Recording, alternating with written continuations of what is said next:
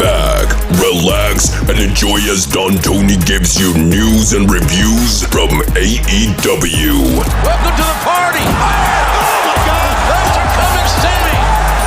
NXT. And it's over! Kross is here to ransack NXT soul! And indie wrestling. It's Wednesday night, Don-O-Mite. Know what's happening in the world of wrestling without the hate and clickbait. And now, your host, Don Tony.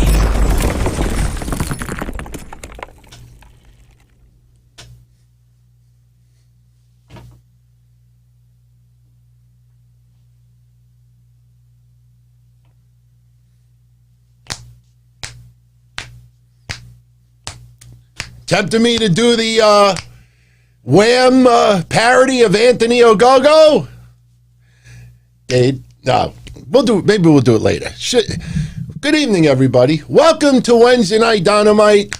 I'm getting into it. The debut of Tony Ogogo. He sucked ass while wrestling solo. The debut of Tony Ogogo. What a waste of a minute 5. The debut of Tony Ogogo. Switching to NXT was a no-go. They're not live tonight.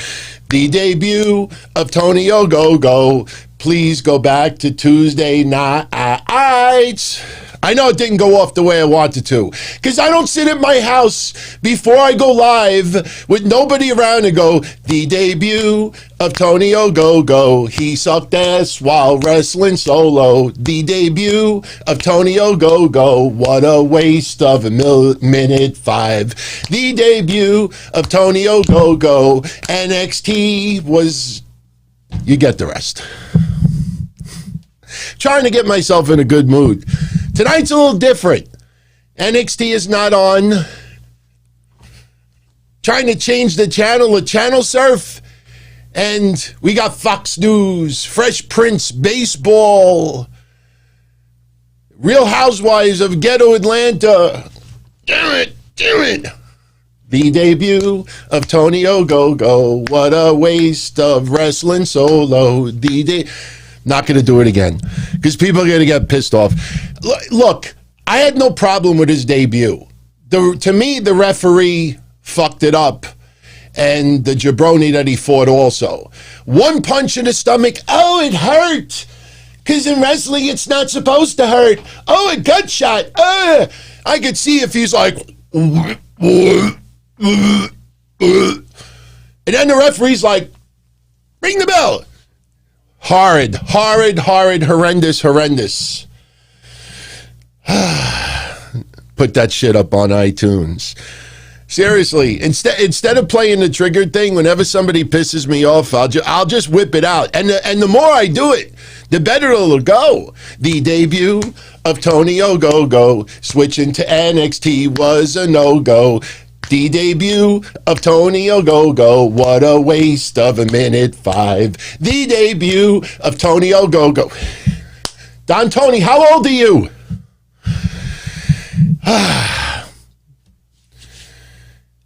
Let me explain to everyone what the format will be Wednesday night going forward. For now, could change again. I do a Patreon show every Tuesday night. And last night, Mish and I originally were going to do it at our regular scheduled time at 8 p.m. We decided to wait until 10. Let everybody see the first regular Tuesday night episode of NXT. Then we would do our show afterwards. We ended up doing about a third of the show discussing NXT, and then we got into everything else. And I'm thinking about it, on Wednesday, everybody and their mother's already blown their load doing NXT recaps, especially on YouTube. So I am going to give you my overall thoughts on NXT last night on tonight's episode. I got some photos I want to share. One might piss off some people. I don't know who made this. Actually, I do, but I didn't look at his name personally up close, but you'll get a kick out of it. Trust me. I know some of you have already seen the Photoshop of Raquel Gonzalez, Bianca Belair, and Rhea Ripley. We'll show that later. But Wednesday nights are going to be primarily reviewing AEW because it just went off the air. and a lot of people are still in the wrestling frame of mind. So I'm going to cover AEW for the most part. I will also get into highlights from NXT last night. And like I said, as NXT airs on a weekly basis, Tuesday nights, if a lot of you out there want me to do an individual show Tuesday nights for NXT, I can always do 2 shows Tuesday nights. I can do Patreon and do a regular. So I don't mind doing it for all of you. So right now, that's the plan. See, we're doing a show. It's not even 5 minutes in, and I already got Crazy Cruiserweight pissing me off tonight. QT Marshall dressing like he's a regular local bowling alley. Anthony Ogogo is not bad. I'm being serious for a second. He's not bad. But, this delivery that came across in that ring today, doing a 1 minute is fine. But, if you're going to do the boxing gimmick, because he does have a boxing background, an impressive one. And the retirement reasons why he quit boxing is true. But you got to understand, there's an old phrase, it takes 2 to tango. And you don't just want him knocking any scrub out in the ring. You want to knock someone out that actually can sell it like $1 billion. And you also need a referee that's a little bit more experienced to oversell something. He punched the guy in the stomach.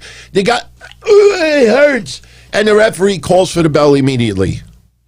And I tell you the truth, we spent more time on Anthony Ogogo tonight on this episode than the actual match in the ring.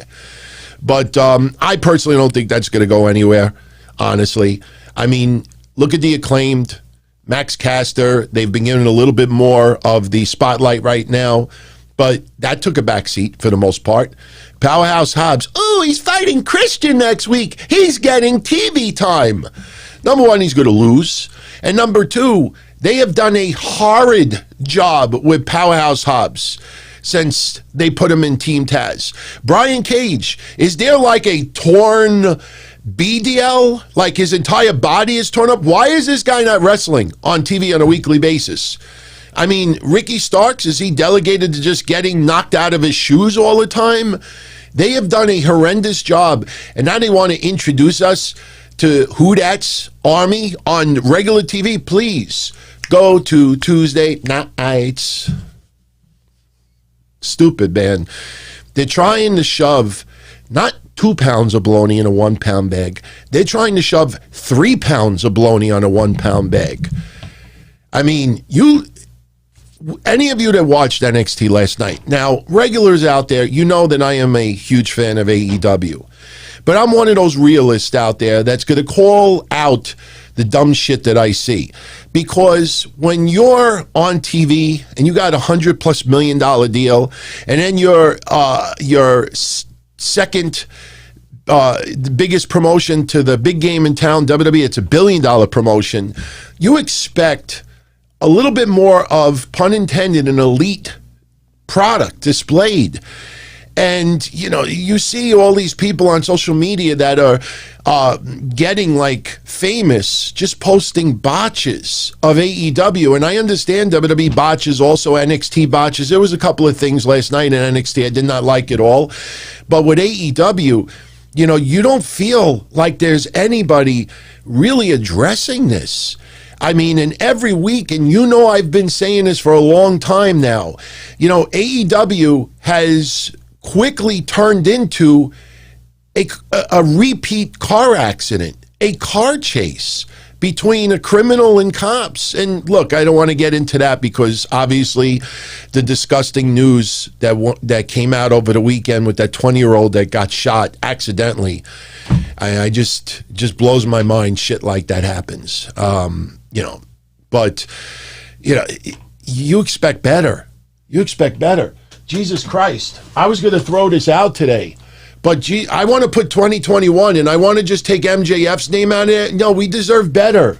There's a lot of shit that's pretty horrendous. Now, before we dissect AEW tonight, I want to talk about this. And you know me, whenever I discuss news, I always research first. I don't use words that have LY at the end. All these websites, these goofs out there, reportedly, possibly, likely. You know, did you see what floated around the net today? That WWE is going to go back to house shows. Remember all that horrid shit that we talked about for the last 6 months? All these rejects saying they'll never go back to house shows. They'll never do this. And Nick Khan basically just said, you know, we're going to do it. We're going to go all out, balls out. We're not going to tease it, go once and then not go. They're going to, if it's safe, they're doing it. And they are doing it. It's just a matter of when this year. So I always prefer to be right than be first, because first gets all the attention. Whether you tweet or you post news, the first person that writes it always gets the most attention. But in the end, 9 times out of 10, they're usually wrong. And I want to talk about this tweet that Ivelisse, remember her? Remember I gave away that autographed hat that was autographed 2 different areas? I mean, I thought Ivelisse was going to be one of the biggest stars in AEW. And I don't remember who won the contest that time here on Wednesday Night Dynamite. Enjoy it. Do not feel it's lost a lot of stock. But I definitely want to talk about what has transpired in the last 24 hours. For those that don't know, Ivelisse posted this tweet. And for the 80% of you out there that enjoy my shows audio only, I will read it. Ivelisse wrote, and I quote, "History repeats itself, unfortunately. I speak up about mistreatment and get let go. That's life." She posted that. She's deleted that tweet since. Now, a lot of speculation. Is she talking about AEW? No, she's talking about the AWA. The fuck you talking about? These goofs out there. Reportedly, likely, possibly. She got let go from AEW. Now, you know AEW doesn't let people go all that much. So obviously it's a little bit of a bigger situation than you know. Now, if anybody remembers that match between her and Thunder Rosa, we talked about this in detail, that there was a lot of friction between Thunder Rosa and Ivelisse. It was downplayed online because for the sake of the company, for the sake of their own careers, and for the sake of AEW and COVID and everything like that, you know, you just try to make the best out of a bad situation. Now, I am not going to be one of those that's going to put words in Ivelisse's mouth. I am not going to be one of those that's going to put words in Thunder Rosa's mouth. But if you remember what I talked about last year, like 6-8 months ago about this, you're now starting to see everything come out. And exactly what we talked about is what happened. Fightful tried to get Ivelisse to comment about that tweet, which she has now since deleted. And Ivelisse says, and I quote, "I spoke up about mistreatment from a coach, even to other women. There were witnesses, and I was the one suspended and left in limbo, and now just let go. And nothing has been done about the entire time about Thunder Rosa slandering my name the entire time in AEW and doing everything to sabotage my position there. I kept quiet. Thunder Rosa also has a history of getting involved with officials in order to get ahead, which there was a lawsuit and everything." Now, you might remember the Lucha Underground, the lawsuits that everything went on. Now, AEW has not made anything public about this, and I personally don't think that they will. I will say this, okay? Ivelisse has been in wrestling for like 15, 16 years, maybe 17 years. She is extremely talented, and she is one of those that don't take shit from anybody. And that is an asset to her. That is also a detriment to her, because we're in 2021 And it's very admirable. You don't take shit from no one. No one disrespect you. Nobody put you. But unfortunately, especially in the world of pro wrestling, with trainers and coaches, they're going to get on your ass. I don't justify it. It's not intentional. You're not going to be met with kid gloves. And if you know what I've always been talking about as far as social media goes and all these people that are just cake and ice cream about AEW. I mean, Kris Statlander returned today. I thought it was wonderful. I loved the response that she got. I thought she did decent in the ring. She's very likable. She's a classy woman, and it's nice for her to be back. And I saw one of these blue check marks that do podcasts that just balls out for AEW actually write today. Seeing Kris Statlander in the ring healed, it feels like the world is starting to heal.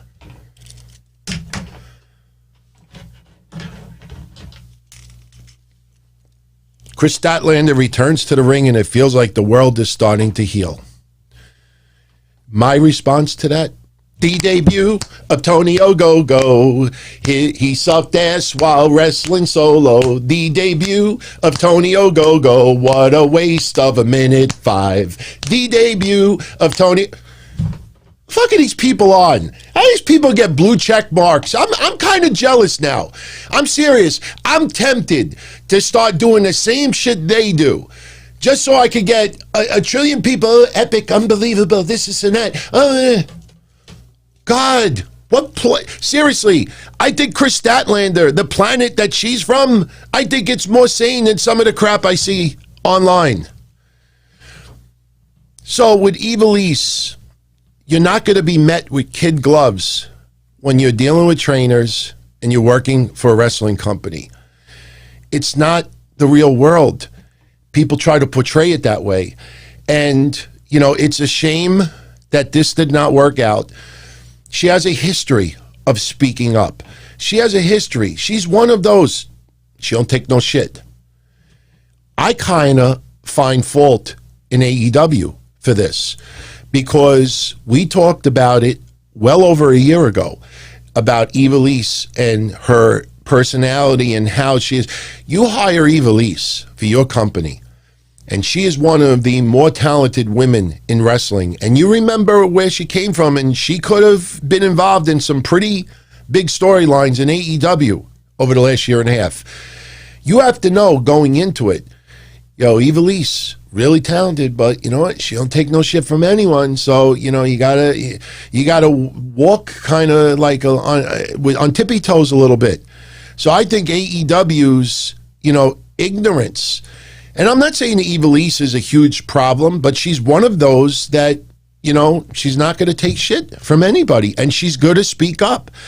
Thunder Rosa is one of the most beloved women in wrestling, not just for us fans, but behind the scenes. She's very well respected and very well loved. And at the end of the day, Thunder Rosa is going to win the argument.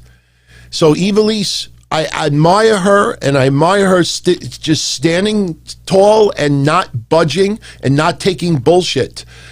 But sometimes, it's going to be detriment to her, and this is the result. So, another company that may want to pick up Ivelisse, you might have somebody, oh no, we can handle her. She's okay. We don't do that stuff here. And what you may think is perfectly fine as a trainer may not be for other people out there. Trust me. Bill DeMott, that whole story with Bill DeMott and Ivelisse back then, Bill DeMott, I guarantee you that some of his hard training he thought was normal. You go back to the power plant, the Sarge and everyone else, and you see some of the footage of how they were treating the students. You imagine if the WCW power plant was around in 2021? Oh my God. Social media would be so goddamn triggered. You'd have people out there probably threatening to do cancel culture on the power plant. That's why you can't really see things like Tough Enough anymore. I mean, it's got to be cake and ice cream. And all you need is one person to rock the boat, and it's a mess. So, of course, people online are going to blow this up bigger than what it is. This obviously shows you that AEW behind the scenes is just like any other wrestling company out there. You know, not everybody is going to accept, you know, certain protocol and certain things. And again, it's not right to disrespect anyone, throw anyone under the bus, be harsh or anything like that. But let me tell you something. Some of the most successful people out there will always tell you, they'll always thank you for this person, this person, this person. And those people were tough, you know? So you might need a promotion where everybody walks in, oh, Eve, give me a hug. Hugs are nice, but it shouldn't be all the time. So I wish her the best. I like Ivelisse. I honestly think that she, you know, I wish she could work out something, maybe go back to WWE. I would love to see her and Mercedes Martinez team up, especially WWE has tag team titles now for the women in NXT. I'd love to see her and Mercedes Martinez kick the shit out of people out there. So, yeah, Paul Orndorff. My God, Paul Orndorff. If you would have told me when I started training at the wrestling school 14, 15 years ago that, you know, Paul Orndorff would have been one of my trainers, the tough love or the toughness, that makes you stronger. That makes you stronger. What knocks you down, you pick your ass up. And I always say to all of you out there, when you get, you know, the assholes on social media that are screwing around with you that just want to see your demise, the biggest that you could do to them is not tweeting them back. And that's the mistake Ivelisse made today. Ivelisse was responding to people on Twitter. Now, that is dangerous because you have people on Twitter just drooling, waiting for a reason to just jump down people's throats. And when people started throwing shade at Ivelisse, especially because everybody knows about the friction with her and Thunder Rosa, and she responds back and she tries to defend herself, saying that she's a minority. She actually responded back to someone today saying that she couldn't speak up or she didn't have any leverage because she's a minority. You're just asking. You're just putting gasoline on the fire. Social media, you will never win the argument. When you got people out there that their biggest enjoyment is putting other people down to make their lives seem a little bit better, you will never win that argument. The best advice for Ivelisse probably was not only to delete the tweet, but ignore these people online. Ignore these people online. So, yeah. Zelina Vega, I think, was accepted a lot better as far as social media goes when she was gone. I think a lot of people were more focused on cursing out WWE for everything. And, you know, I tell you the truth, I think Zelina Vega will end up in AEW, and I think she will do a damn good job. I think she's probably better suited as, you know, a manager. But she's doing well right now. And the one thing that you got to always remember with some of these people that are let go, even when WWE did their releases last year, when you see smiles and you see people smiling, whether they're playing video games or they're just, you know, talking to you socially or doing a little video here and there, they're smiling. That's what matters. That's what matters. It's if they're in a better place today. By the way, if my glasses look a little bit goofy today, I couldn't find my regular glasses, so I have some cheap reading glasses in front of me. So, but look, we wish the best for Ivelisse. So, so let's talk a little bit about AEW today. I did get a kick out of seeing the Butcher wearing a 9 Inch Nails shirt. They were sitting in the crowd. I honestly thought that they probably would have done a little bit more as far as the main event goes with Matt Hardy versus Darby Allin. That was just a clusterfuck. I mean, you knew as soon as they said Falls Count Anywhere, that means anything goes. Anybody can get involved. Nothing against Sting. You know I have defended Sting signing with AEW since day one. And I've always said Sting knows his body better than you and I do. And I enjoy him being in AEW, but sometimes it just looks so goddamn ridiculous. If you go back and watch where Lance Archer came out, Sting had both members of Private Party between his arms, teasing the Scorpion, the like his Scorpion drop. What's the movie does when he does just like the reverse DDT? And Lance Archer is staring at Sting, and Sting is standing in the ring with both members of Private Party under his arms, and Private Party for about 20 seconds are going like this.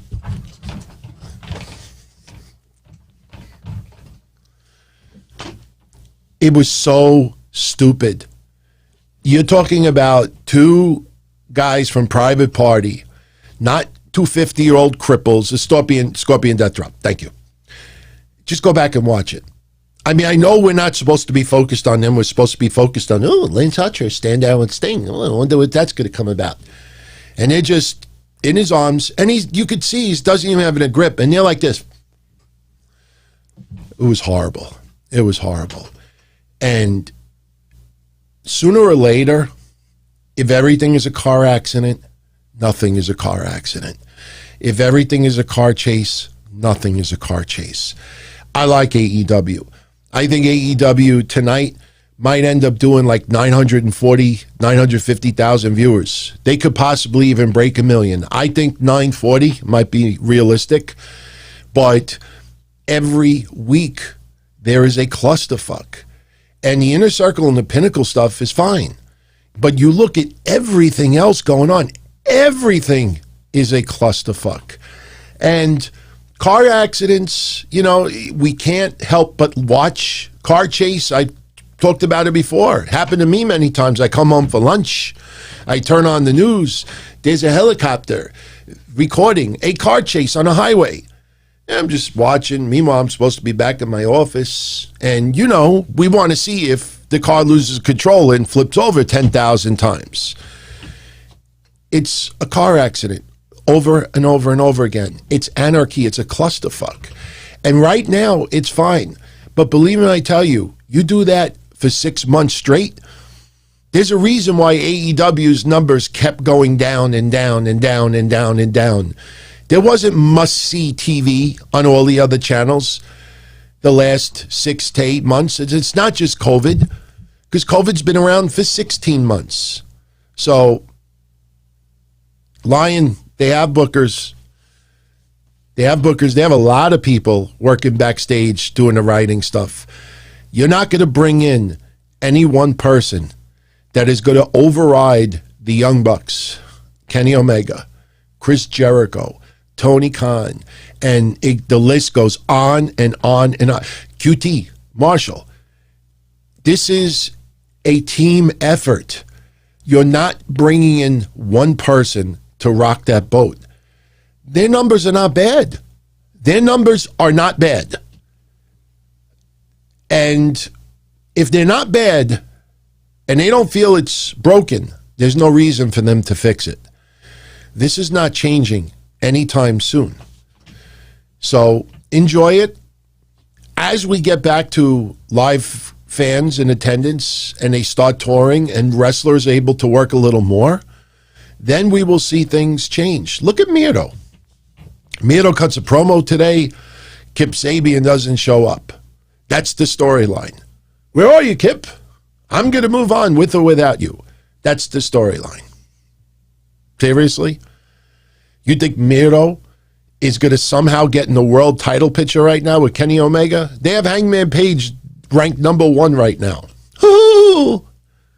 We're supposed to forget how they have done shit with Hangman Page the last 9 months. Oh, he's fighting Ricky Starks next week. Ricky Starks is ranked #3 or whatever it is. What does that mean? You still got Kenny Omega and the Young Bucks and the Pinnacle and the Inner Circle. I mean, who's going to break through? Darby Allin? Darby Allin took a twist of fate with his neck inside a chair. Any other wrestling company, they would have done a 15-minute spot with an ambulance and a stretcher and looking for the crowd so they could find shots of people going,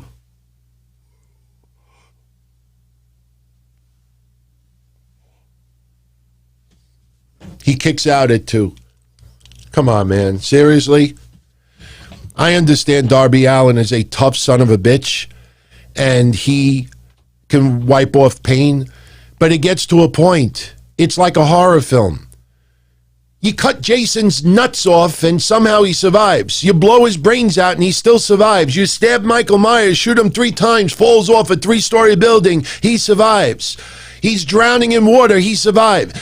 I mean, there's a point in wrestling, even if the match is great, you got a $140 wrestler, then I'm sorry, there's no neck on God's green earth that if it's inside a metal chair and then somebody does a twist of fate to you, just because you're a tough-ass wrestler, that the muscles and the nervous system inside, that's supposed to be like, yeah, you gotta be kidding me, I'm fine. Come on, seriously. I like how Darby Allin has molded with Sting beautifully. They're not doing the stupid stunts outside the ring anymore. Darby Allin is AEW's current champion, and deservingly. I am not throwing shade on AEW, but some of the shit that you have these people kicking out of, I mean, what are you going to do? What's next? Just crack somebody over the head with a baseball bat? He's going to kick out at 1? I don't know. I'm not trying to be overly critical, but anyway, let's talk a little bit more about AEW. Before this show tonight, they had a segment with Mike Tyson, who is interrupted by MJF. MJF, he's not trying to bribe Mike Tyson. He just wants Mike Tyson to be on the right side of history. I'm not trying to bribe you, Mike Tyson, but here's a check. By the way, I know my picture quality is kind of shitty because my screenshots were a little bit, I didn't keep the right, size of the photos. But kudos to AEW and the Pinnacle for detail, because that check actually has the Pinnacle's logo on it. And, there was no, obviously the count is zeros. You're not going to put a real account number on there. But I like little detail like that. MJF gives Mike Tyson a check, and he tears it up, sticks part of it in his mouth, and politely spits it out on MJF's scarf. Mike Tyson, I thought, was great today. That's why I went into the closet and made sure I pulled out my Iron Mike Tyson. I had to get the Mike Tyson shirt today. The baddest man. Throat's a little hoarse today. I've been talking my ass off for the last 10 days. I went on vacation, and I'm like, oh, my God, what happened? It's nonstop. But Mike Tyson did great today. Holy shit. Now we talk about good stuff today. I replayed it. It's not the Peacock Live, so I could rewind it and replay it. I watched that shot that Mike Tyson gave to Cash Wheeler. I thought Mike Tyson slapped his leg. That's how loud it was. I mean, he was wearing shorts, and I expected to hear this. It was so freaking loud. He knocked him. It just, awesome moment, man. Awesome moment. Old school shirts, and school is spelled with a K. If anybody wants this shirt, oldschoolshirts.com. They have some awesome shirts. They have about 20 shirts that I got from them. They gave me a bunch for free also because I plugged them a while back, but they have some awesome wrestling shirts there. I'm not going to get up and take some out now, but maybe tomorrow I'll show you a couple other shirts that I got. They have everything: wrestling, hip-hop, movies, pop culture, loads of shit over there. But I even got a cool Mets one that I might wear tomorrow. We'll see. So Mike Tyson tears up the check. A little bit later, Jericho's cutting a promo with the Inner Circle. Mike Tyson shows up. Mike Tyson is proud to call Chris Jericho friend, but he is the special ring enforcer. He's not going to take any shit from anyone. And if Jericho gets out of line, Mike Tyson doesn't want to have to do it, but if needed, he will knock Jericho out also. So try to show that Mike Tyson is going to be straight down the middle. No problem with it whatsoever. Thought it was great. Now, the Young Bucks. Now, early on, they're cutting their promo saying like the Young Bucks, what changed about them, and they're showing replays of last week, and they're not the Young Bucks of before. That they have a new fire, and they cut off all their fringes. I guess their fringes on the jacket. So that's the big change. Oh, we're going to go back to the old Young Bucks. We're going to be the new and improved Young Bucks. So they cut all the fringes off the jacket. But that wasn't the thing that triggered everybody today. This is what triggered everybody, because the Young Bucks were wearing Retro Jordan Dior 1s. Now, if anyone out there that knows anything about sneakers know that these things go for over $10,000 right now. They are almost impossible to find. And let me tell you something, if I'm the Young Bucks and you want to trigger people, my God, you do things like that. I mean, they did, heel mannerisms in the ring today. There was one hilarious moment where Pac was in the corner, and I think Nick Jackson was holding him in the corner, and they have that corner camera that we see once in a while that just has great visuals. And you see Matt Jackson go to the other side of the corner, and he starts doing flips like he's going to do a signature Young Bucks move. And in perfect heel mode, what does he do? He stops, and he just rakes the back of Pac. Yes, I rhymed. I'm a poet, in case you didn't know it. But, man, they had the crowd chanting, those are fake, those are fake. But seriously, you want to trigger people today? I mean, that's what you do. You wear them and you wrestle in them. You wrestle in them. So, yes, Mr. Mike, they did wrestle in those. Their match with Pac and Rey Fenix, and look, a lot of people picked up on this today. I talked about this last week and even yesterday. I think I even brought it up on Monday also. We were going to be very curious to see what subtle changes NXT does now, since they're on Tuesday nights unopposed, and what subtle changes AEW does now that they're unopposed on Wednesday nights. And the one thing I noticed immediately tonight, other than Anthony Ogogo, and other than Kris Statlander, is you had longer matches. If you take Anthony Ogogo's match out, and if you even want to take Statlander's match out, you only have 4 matches tonight. With those two, you had 6. So they gave the Young Bucks, Rey Fenix and Pac, they wrestled, I think, up to the 8:30 hour, half hour. They might have even been still on the air past 8:30. So, yes, we had, a couple opening promos, but they let them go probably about 5 minutes longer than the usual Young Bucks AEW matches see on Dynamite, and they tore it up. And talk about the ultimate heel move. Now, I appreciated that Excalibur was really angry about this because he's a masked wrestler. And I don't have any pictures of it because you could not see his face at all. And trust me, I don't even think you can find online a picture of Rey Fenix unmasked. I'm sure somewhere there's one. I'm sure at some event overseas in Mexico, he might have been somewhere hanging out with people, and the only way you're going to be able to match it up is the same tattoos, which I don't even know how recent they are. But what they did was they unmasked Rey Fenix at the very end of the match.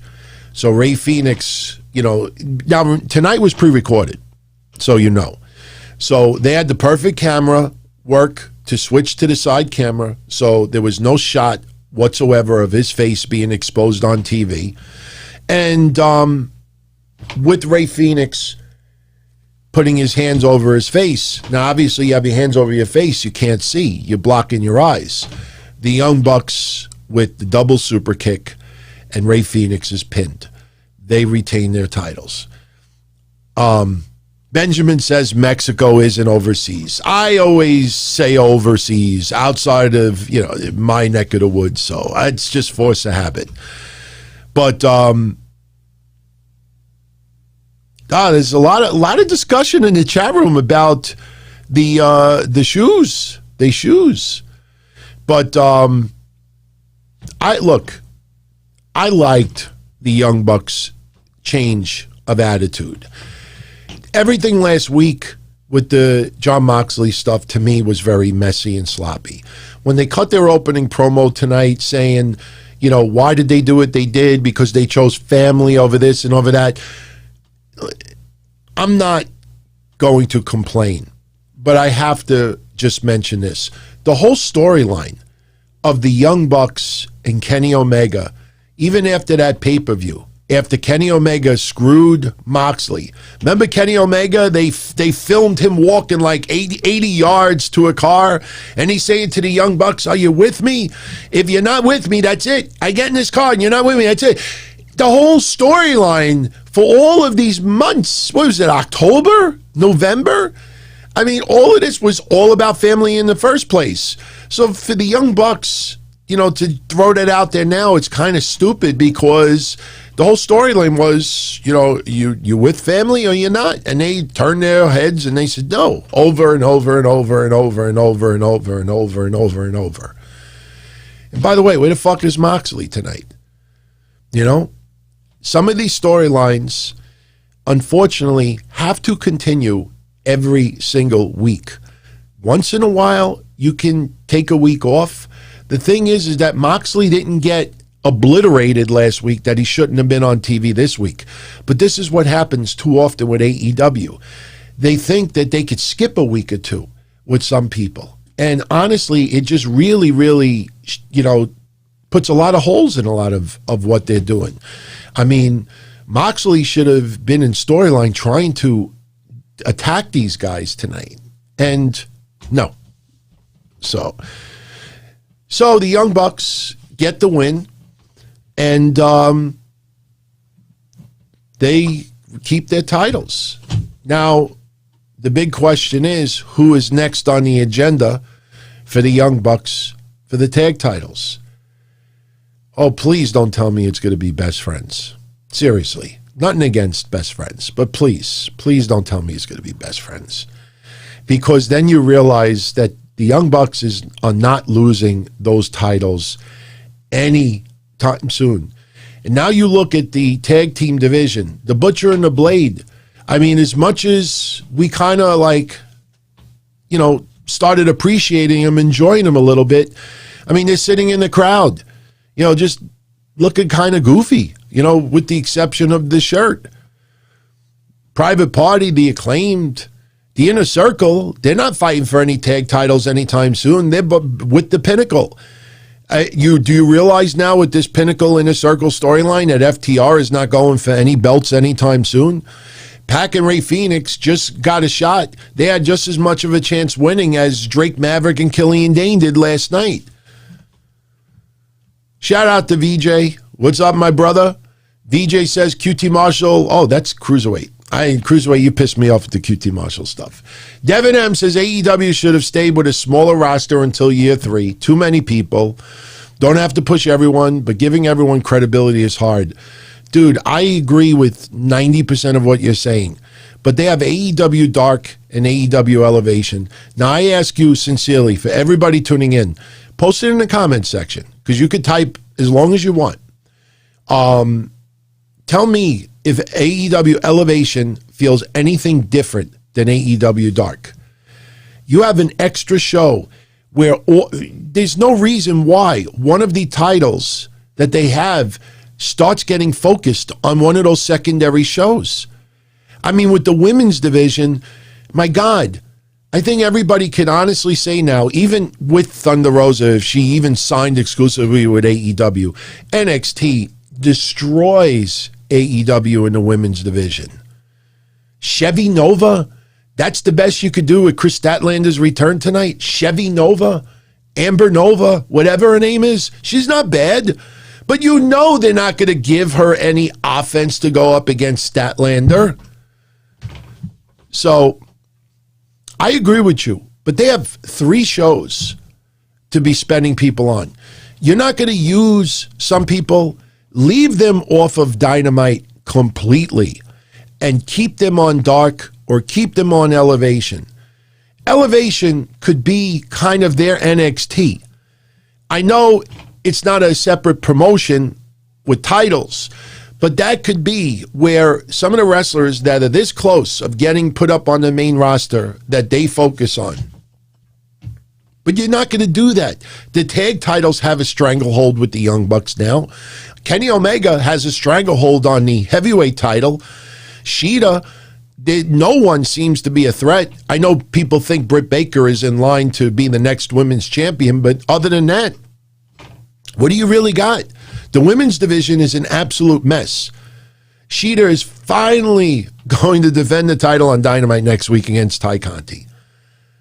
And sorry, it just does not feel important. So I think they got to better utilize, at minimum, Elevation. Take some of these people that you're forcing on Dynamite and put them on Elevation. And guess what? If something kicks ass on Elevation, there is no reason why you cannot show it on Dynamite as a replay. Anthony Ogogo, make his debut on Elevation, hype it up like that, and if it's really impressive, then on Dynamite, 2 days later, you say, this past Monday on Elevation, Anthony Ogogo made his debut, and show it. It's only a minute or so long. And guess what? Since it's pre-recorded, yes, tonight was pre-recorded too, but Elevation will always be pre-recorded.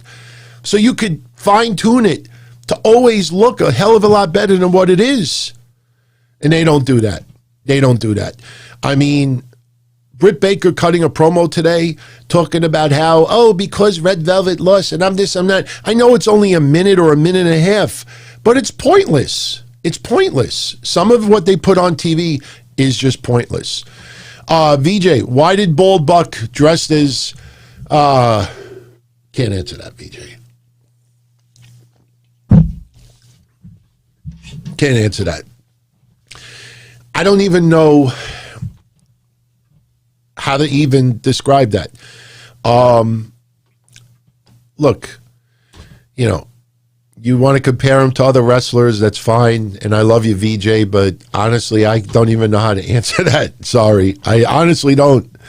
They were sitting in the crowd and, some wrestlers get involved a little bit later on, but still, it's too much on TV. It just feels like nonstop car accidents. You know what it feels like? And this is a horrible way to describe it. Some of the riots that you watched in the last couple of years, like Antifa, like some of the daytime riots that went on. I'm not talking about protests, because protests are obviously for real, serious, legitimate issues. But you watched like an extended hour or two of footage of Antifa causing chaos in the streets and this and that. That's what it feels like almost for 2 hours. I mean, you do have calmer moments here and there, but it just feels like the only way to pique people's attention is to keep having 20 people involved in a beatdown. The Darby Allin, Matt Hardy thing was great, but if you really want to think about it in storyline, how come every member of Matt Hardy's group, why didn't they all come out and just beat the living shit out of Darby Allin or attempt to? And Sting, again, I have no problem with, but nobody lays a hand on Sting. Sting is Teflon, and he's a legend and everything. But again, when he's got, both of the members of Private Party in his arms, and for 15 seconds you see him flailing around like a chicken that just got his head cut off. I mean, that's not entertaining, It might be entertaining for 500,000 fans, but for the overall wrestling public, it gets to the level of stupidity. Look at Jericho tonight. And to me, it's not a big deal, because Jericho and Dax had a great fucking match. But there was one point where Cash Wheeler was supposed to interfere.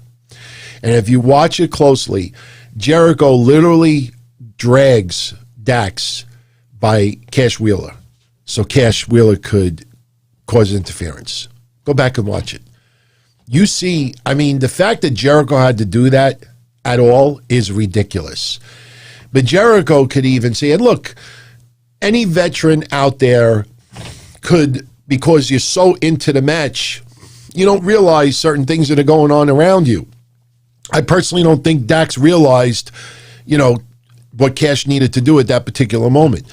But we're watching it on TV. Why wouldn't you not edit that out? Why would you not go to a different camera? Flash the camera on some of the people around ringside. Put the camera on Mike Tyson for a second. This is pre-recorded. This is not live. And again, yes, there's social media accounts out there that, have followers simply so they could post shit like I'm talking about now. But especially when it's pre-recorded, to just leave it, to me, is laziness. Honestly, to me, it's laziness. Twix, no, Twix. They will get 1 million viewers. They will definitely get 1 million viewers this year, multiple times. And I made the prediction that they will get up to 1.2 million at some point this year. And it might end up being May 5th when they do Blood and Guts, which is now a double cage, which is going to be awesome. But, the quarter-hour segments, I think a lot of people forget that the Inner Circle had some quarter hours that were in the 500,000 range. Sting had a quarter-hour segment recently that was only about 580.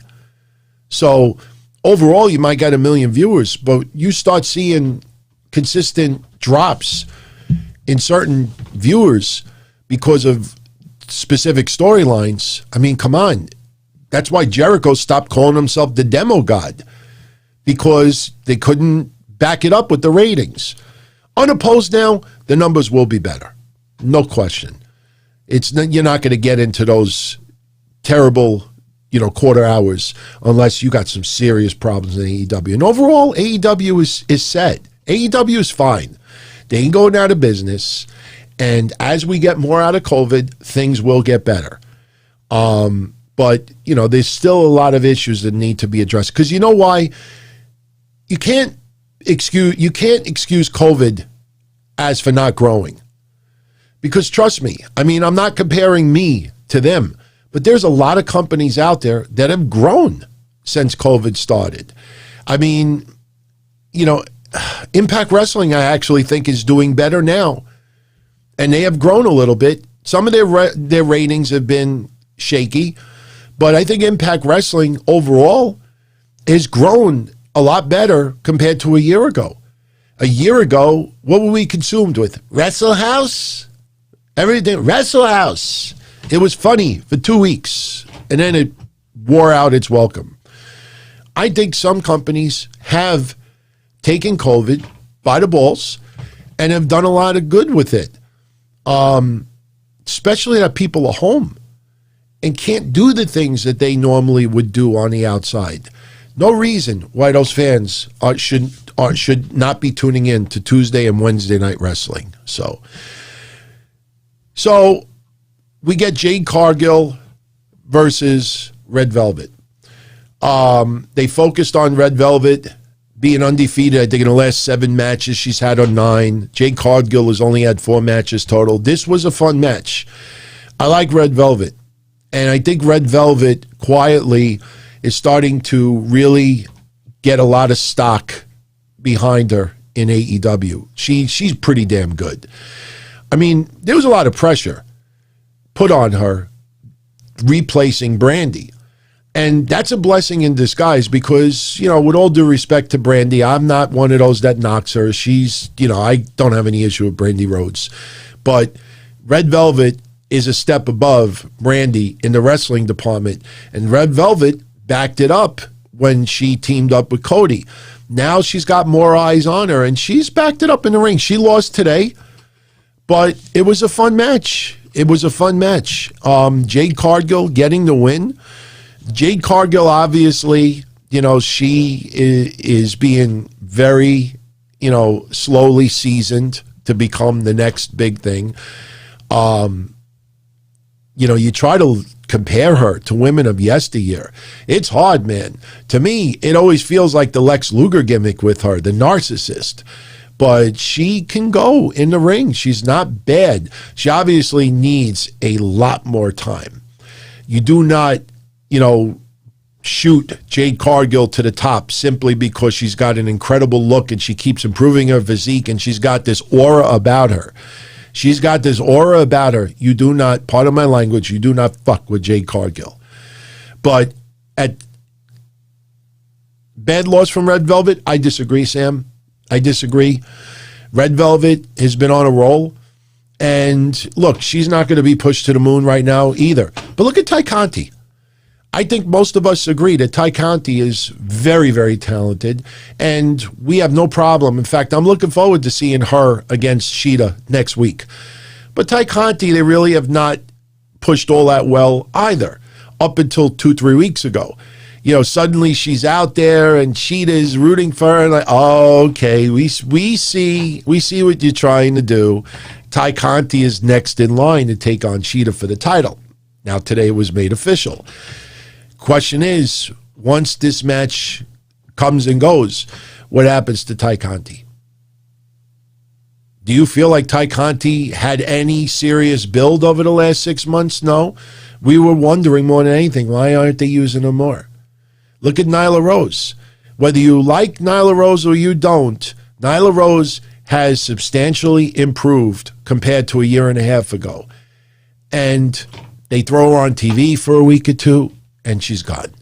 Serena Deeb, she's on TV every week because of vignettes of other people. And, she works behind the scenes, and she's one of the trainers, by the way. And I'm not going to throw any shade to Serena Deeb, but I will tell you that I would not be surprised if Serena Deeb's name pops up with this Ivelisse Thunder Rosa situation. Just saying. Not trying to cause any controversy, but, if Ivelisse starts name-dropping coaches, expect some fireworks. Hopefully Ivelisse, like I said before, just moves on, finds another company that she could, just basically show everyone. It's not going to be on the level of Deonna Purrazzo leaving WWE, but it'll be on a nice level where you'll feel like she's got a chip on her shoulder and she can show what she can do. Because Ivelisse, like I said, she's been wrestling for 16, 17 years. How many years left does she have? You can't be wasting 1, 2, 3 years and then you get a bad, reputation and it's already been questionable. What's she going to do? Go back to Mexico or some other companies in a different country and just fade away? I don't think anybody would want that. Yeah, look at Ethan Page at Scorpio Sky. They make a little cameo tonight on the main event. And really, what's going on with them? They did those vignettes with Scorpio Sky to solidify him as a heel, a cocky heel. And what's going on there? All right, so Jade Cargill beats Red Velvet. Britt Baker interviewed by Shivani, like I said earlier. And Baker feels, that she should move up in the rankings since Red Velvet lost. And she is going to have a match on Elevation this coming Monday. Okay, fine. They show us clips of Cody versus Aaron Solo from an AEW house show. To me, that was not necessary. Again, there was 2 or 3 things tonight that could have just been omitted and used on people that you want to showcase every single week. But they wanted to get that in there. We get Anthony Ogogo. We already beat that one to death. He beat Cole Carter, matter of seconds. Punch to the gut. Cole Carter goes down. Referee. Premature ejaculation. That's what the referee did. The referee looks down, sees Cole Carter holding his tummy, calls for the bell immediately. Very poorly done. Did not help Anthony Ogogo whatsoever. Anthony Ogogo, in all seriousness, did nothing wrong. He's a former boxer. They're using that in his arsenal. He nailed Cole Carter in the midsection with a nice punch. Cole Carter sold it like shit. The referee called for the bell because wrestling is not supposed to hurt. Very stupid. Very stupid. Miro cuts a promo wondering where is Kip Sabian. He's going to move on with or without Kip Sabian. Miro wants to focus on gold. I guess Miro versus Darby Allin might be in the near future. And I got news for you. I would not be surprised if Miro ends up being the one to be next to carry that TNT championship. I really believe Miro may be the next one to hold it. Jericho versus Dax Harwood. Fun match. We had some vintage Jericho. Case in point, Jericho got the camera from the cameraman and he's filming Dax. Dax gives Jericho the middle finger, and just as vintage Jericho, Jericho gives him the middle finger back, uses the camera as a weapon. You see Mike Tyson in the background, just chilling, nice white t-shirt, pink shorts, nice sneakers, but not Dior ones. Mike Tyson did a fine job with this match. It was a lot of fun. The members of the Pinnacle, except for Cash Wheeler, were banned from ringside.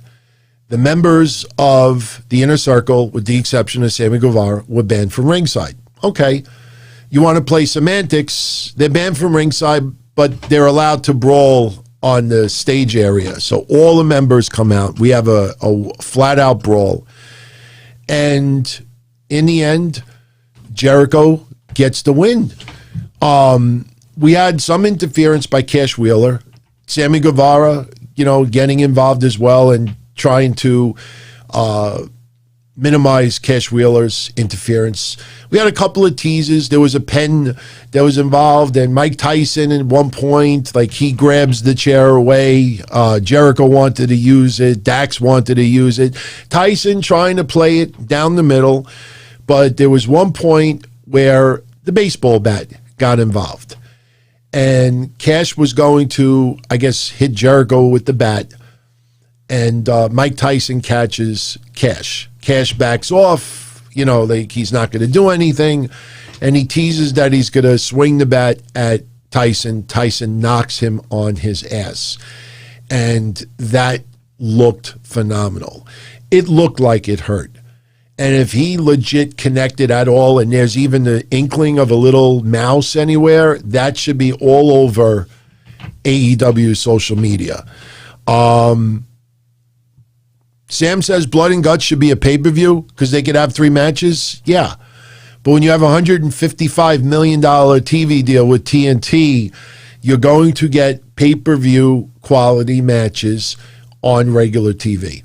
Like I said last week, the Young Bucks and Jon Moxley versus Kenny Omega and the Good Brothers could main event any AEW pay-per-view. And I don't think anybody would have a problem with it. But to satisfy, look, when you have to actually have Tony Khan clarify that TNT doesn't want surprises because they want fans in advance to know that certain wrestlers are going to appear so they get bigger ratings. I'm sure you all heard about that controversy. We kind of touched on it before. And Tony Khan actually talked about it publicly. Now, say what you want about that, but let me explain why that is serious, serious, serious shit. Because the fact that Tony Khan has to even acknowledge it and try to clarify it tells you that the ratings in the eyes of TNT are critical, are important. A surprise only happens once when you bring someone in new. You can have somebody show up as a surprise that's unannounced, that's already on the roster. Moxley's not advertised for next week. Moxley shows up, it's a surprise. But when it comes to Christian Cage, when it comes to Sting, when it comes to Paul White, and when it comes to others, the controversy that came out is that when it comes to Dynamite, TNT wants this to be talked about beforehand and not done as a surprise. Now, whether that's 100% accurate or not, the fact that Tony Khan had to address it tells you that the ratings are super critical. Now, I know what some of you are going to say, the ratings should always be critical. I agree, absolutely. But the fact that Sting, should not be kept as a surprise a particular week and should always be announced in advance. Sting speaks. He speaks. Christian speaks. Christian has something to say. And you put it right smack in the... That's just for viewers. And taking away the surprise element. Sometimes the surprise element is very, very important. Trust me, I know a lot of people yesterday watched NXT expecting surprises. And we got a few. But Monday Night Raw, I think more than anything, Monday Night Raw had their best rating since Legends Night. And if you take away Legends Night, it's their best rating in a very long time. And a lot of people tuned in to Monday just because they wanted to see what surprises they were going to get.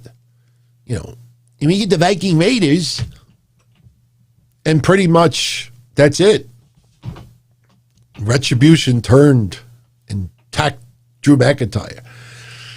That's probably not the surprise that a lot of people wanted. But the match with Jericho and Dax Harwood, absolutely entertaining. We had a free-for-all brawl with all the guys. Wheeler was about to hit Jericho with the bat. Tyson got involved, knocked Wheeler out. Jericho hits the Judas effect for the win. And after the match is over, Jericho announces that Mike Tyson is officially a member of the Inner Circle. I mean, Mike Tyson looked like he was having fun. Did not embarrass himself at all. I enjoyed it. Mike Tyson's work was fine. Now, Mike Tyson goes away. But we have blood and guts. And let me tell you something. Today's the 14th. So that means we have 3 weeks from blood and guts. It's going to come here before you know it. And that might be the event where they could get 1.1 to 1.2 million. I know that sounds crazy right now, but believe me, I tell you, hyped up the right way, you could get 100, 200,000 viewers out of curiosity tuning in. Look at Shaq.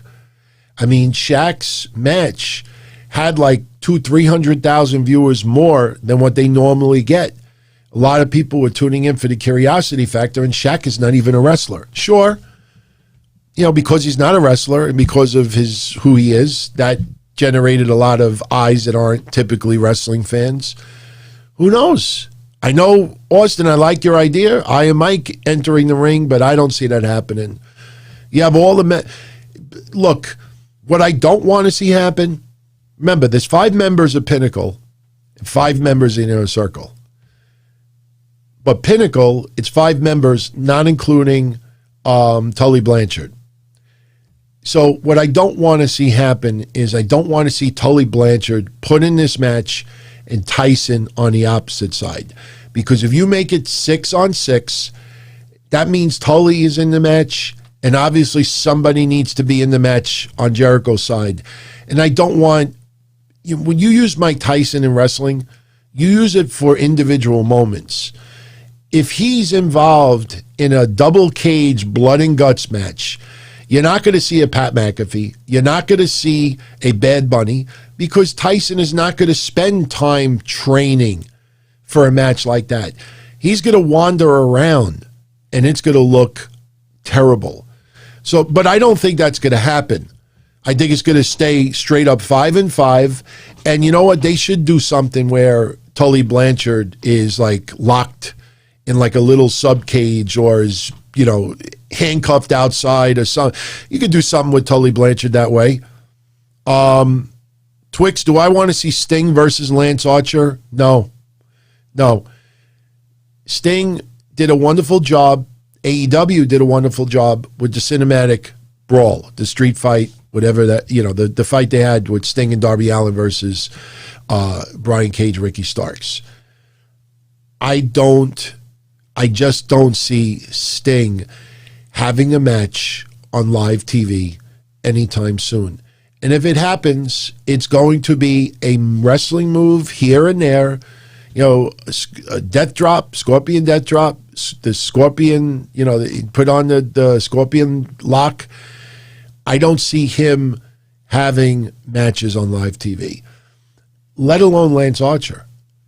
I mean, Lance Archer tonight, I guess we could jump ahead to that. Lance Archer tonight, when he showed up during Darby Allin's match and Matt Hardy, it seemed like Lance Archer was helping Darby Allin and Sting. He grabbed both members of Private Party. What he did to them, I have no idea. Lance Archer, it almost feels like he's showing respect for Sting, like a little diversion in the storyline. But to me, the only way I see that going is Lance Archer turns and beats the crap out of Darby Allin. In fact, I wouldn't be surprised if we see a match with Darby Allin and Lance Archer teaming up against two people.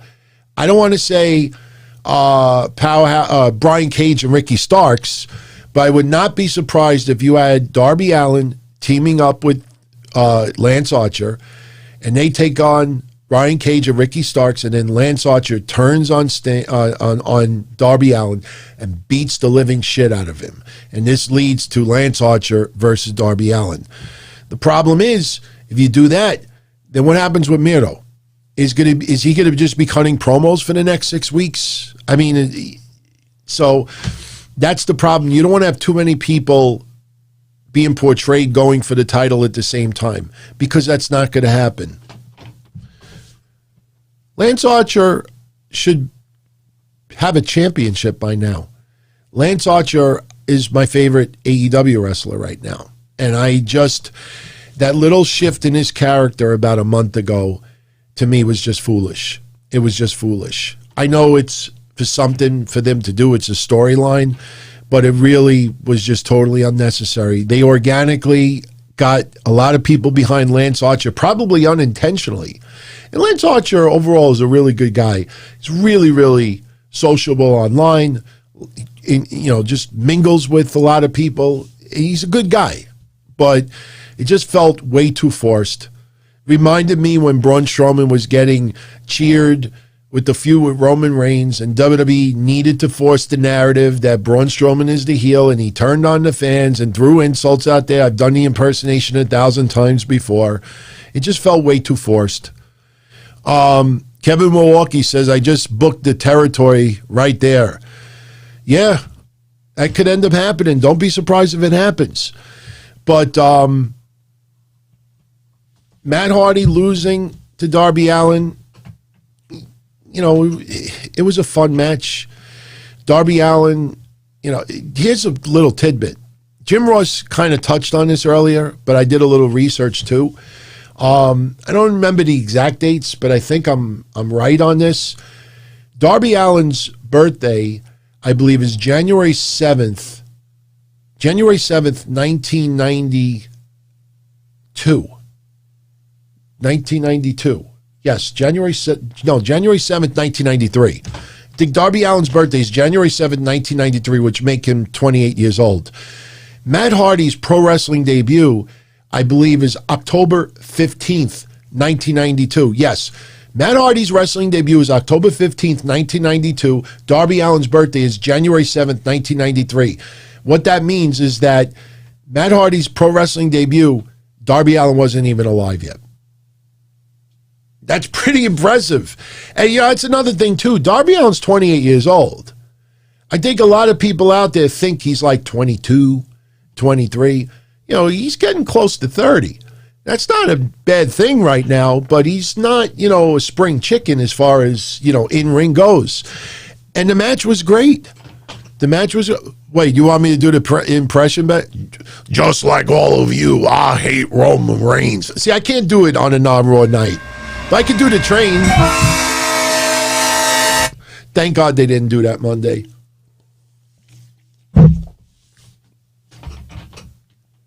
Justin Washington with the random question. Who's the worst wrestler of all time? Wow. Worst wrestler of all time. Someone who had repeated matches? Angelo Mosca Jr. I know that is a name where 90% of you are like, who? Angelo Mosca Jr. Trust me when I tell you, growing up as a kid, being a wrestling fan in the late 70s, early 80s, you would see wrestling magazines, and this guy was being portrayed as one of the biggest, brightest stars of tomorrow, the son of King Kong Mosca. And I finally, as a preteen, through the magazines, started trading videotapes. My father was the one that would do the mailing and everything. He wasn't a wrestling fan, but my dad always would check the packages, make sure there were just videotapes being sent to me and not men's briefs or anything like that. Because those wrestling magazines back then were a little creepy. I've told this story before. When I was a kid, I don't know if it was Pro Wrestling Illustrated. It was either Pro Wrestling Illustrated, Inside Wrestling, or The Wrestler. And there is pictures of it online. I got to grab it and show it to you one day. They would have pen pals. And they would show pictures of all wrestling fans. The pictures would be black and white. And you could actually write and be pen pals with people. And you would have girls, guys, but they were mostly like 8 years old, 10 years old, 12 years old. You're lucky if you got somebody 15 years old. And then out of nowhere, I swear on my mother, I will never do a show again if I'm exaggerating this. There were two pictures of two guys that must have been about 30. One's name, I think, was Jack, and the other guy's name was John. It came off as twin brothers. One is looking this way, one is looking the other, and you realize it's the same guy. And they actually put these two in the magazine as pen pals looking to make friends, circled around 8-year-olds and 10-year-olds. It was creepy, creepy shit. I don't remember who I wrote to, but I know my dad always inspected, the stuff when it came in. But Angelo Mosca Jr., when I finally watched him wrestle, I don't know if it was against Ivan Koloff, I wrestled better than Angelo Mosca Jr., and that says a lot. I mean, he was drizzling shits. The worst. Awful. Beyond awful. What was that match in TNA? Wasn't it, Jenna Maraska versus, I'm drawing a blank. Who wrestled Jenna Maraska that time? Was it Sharmell? Angelo Mosca Jr. to me is worse than Jenna Maraska versus Sharmell. I think that's the match I was talking about. So, Matt Hardy versus Darby Allin. Brawl all across the building. At one point, they went to the back. You see Tony Khan on the side. Doesn't do anything. A lot of tables being used. The bat was used a few times. Sharmell, thank you. Rocky Red. My only problem with the match is that there's got to be a certain line you don't cross as far as moves in wrestling. And again, to see Matt Hardy put Darby Allin's neck inside the chair and then do the twist of fate. Any other wrestling promotion, you would have had paramedics out there, neck brace, unconscious, focus on fans being concerned, wrestlers being concerned, rush him he kicks out at 2. And literally 45 seconds later, no sells the twist of fate with a head inside a chair. Please, let me take one of you and put you inside a chair. Let me do the twist of fate on you and see what happens. Of course, we're not supposed to do that. But on TV, when you watch that and you see somebody kick out at 2, is that any worse than when Hulk Hogan back in the day, Hogan would get his ass kicked and then all of a sudden somebody would land a move and he would just jump right up? It's worse now because Hogan would get up from a body slam or a suplex or a DDT or a pile driver. He would no-sell the pile driver. Ultimate Warrior would no-sell pile drivers. But you're talking about a twist of fate with your neck inside a metal chair. And Matt Hardy successfully does it. Matt Hardy, right after that, goes off a ladder, puts Darby Allin through a table for a 2 count. Little too stupid, in my opinion. Match was great. Lot of fun. Should get a great rating to close it out. But little things like that just show you that they're more concerned about the accident, police chase, clusterfuck mess than telling a story. They're more concerned about that than telling a story. Because if you individually look at Christian comes out for his promo, and it was a cool moment. Christian never got interviewed from Tony Schiavone before. And they're doing this, will you join Team Taz? Christian doesn't even talk for 5 seconds. All Christian says to Tony Schiavone is like, this is an honor, finally being interviewed by you. And then Taz comes out. What do you call him, shitbag? I think Taz called him a shitbag. He's like, you're out here and you don't even acknowledge us. And I'm saying to myself, I understand that's his lines, but Christian only talked for literally 5 seconds. It was just, yes, Crash TV. That's the best way to put it. George Burns said it perfectly. AEW is more concerned about Crash TV than telling stories. And the funny thing about it is, I don't know if any of you have noticed this, but, and I'm trying to think one example of it, but AEW will plant the seed like 6 months ago or 8 months ago. And then something will happen on TV now, and then someone will go on social media and say, that is storyline telling at its finest. And they'll reference a tweet. I'll give you one. I'll give you a good one. Didn't Dax Harwood tweet something in the summer of last year and said that they are the pinnacle, or it was something with the word pinnacle in it? And right away, those, I think I'm going to call them AEW fluffin stuff. What was that? HR puffin stuff back in the day? They are the fluffin stuff. You got the fluffin stuff goofs out there. Oh, that is epic storyline telling and foreshadowing at its finest.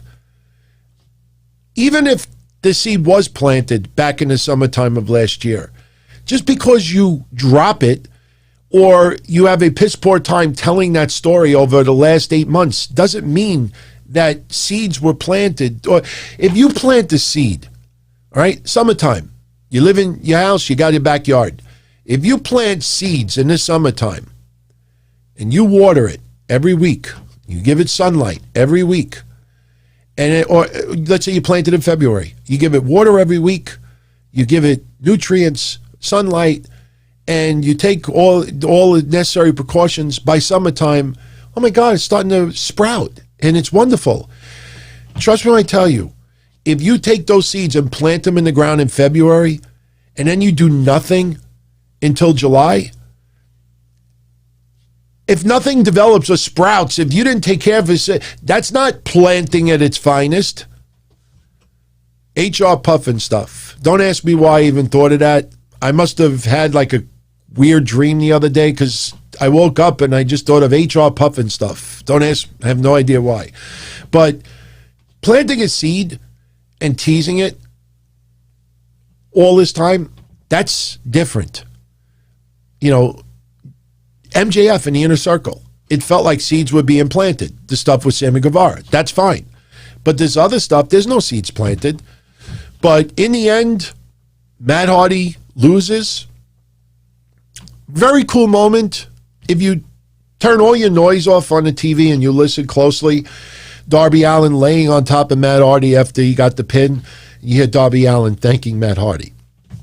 I thought that was pretty cool, because you always thank your opponent, especially someone who is a veteran and helping you improve your future. And every win just solidifies Darby Allin's status even more. So great match, but again, Crash TV at its finest.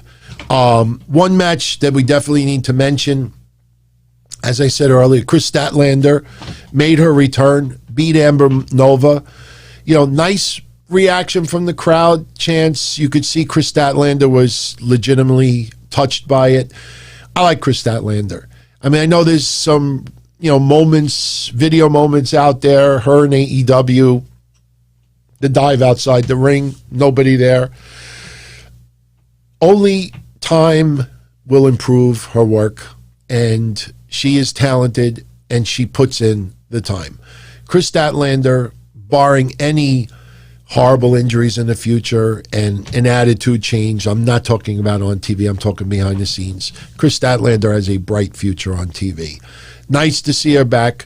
Still feels a little odd with her being with best friends, but if they do some skits with her and Orange Cassidy, I actually think that would actually work. I really do.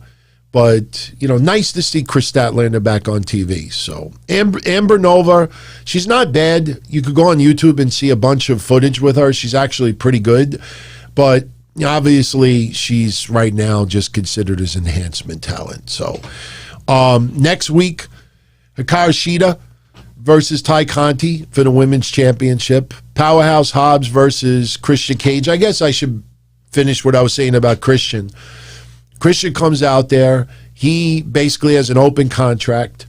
And before he can say anything, he's confronted by Team Taz. Christian insults Taz's height. Taz says, if I stood on my wallet, I'd be taller than you. I never liked you. I never liked your buddy that carried you. He's talking about Edge. And Powerhouse Hobbs steps up, gets in the ring with Christian. They exchange a little bit of back and forth offense, and then Powerhouse Hobbs gets the upper hand, tosses Christian outside the ring into the barricade a couple of times. Christian selling it like $1 million. And next week we'll have Powerhouse Hobbs versus Christian. Also next week, Ricky Starks versus Hangman Page, as I said earlier, and Trent taking on Penta. That feels a little bit random, but I right now it just feels like they're missing like one or two high-profile matches, which means we'll probably have some Crash TV clusterfuck brawl segments again. You get a 10-minute clusterfuck brawl with no match involved, that sometimes is almost must-see TV for a lot of people out there. But it's got to tell stories too sometimes, Taz was annoying, Benjamin. Yeah, that's what Taz's job is supposed to be. Taz being annoying was great. I like Taz in his role. He seems like he's enjoying it too. And it's nice to see Taz back involved in wrestling, not just doing play-by-play or doing podcast. Seeing him back doing wrestling is nice. I get the smaller bottle today because I figured we were going to do a little bit of a shorter show.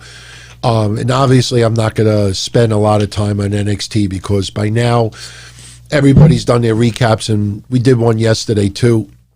But like I said, I think AEW ratings-wise, I'm going to go with 965,000.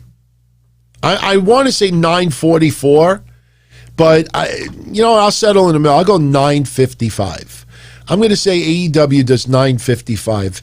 NXT yesterday did 805, which is pretty much the number we expected. I think I had said last week they should average about 800,000. And let's also be honest, yesterday with NXT. Had some fun moments. But overall, as far as match-wise, I think it was a little bit less to be desired. Mission, I talked about it on Patreon yesterday. MSK versus Drake Maverick and Killian Dane. The match was okay, but, at some points it seemed like the crowd was not really behind MSK all that much. Michael, there's no way that AEW is going to do a lower rating than NXT yesterday.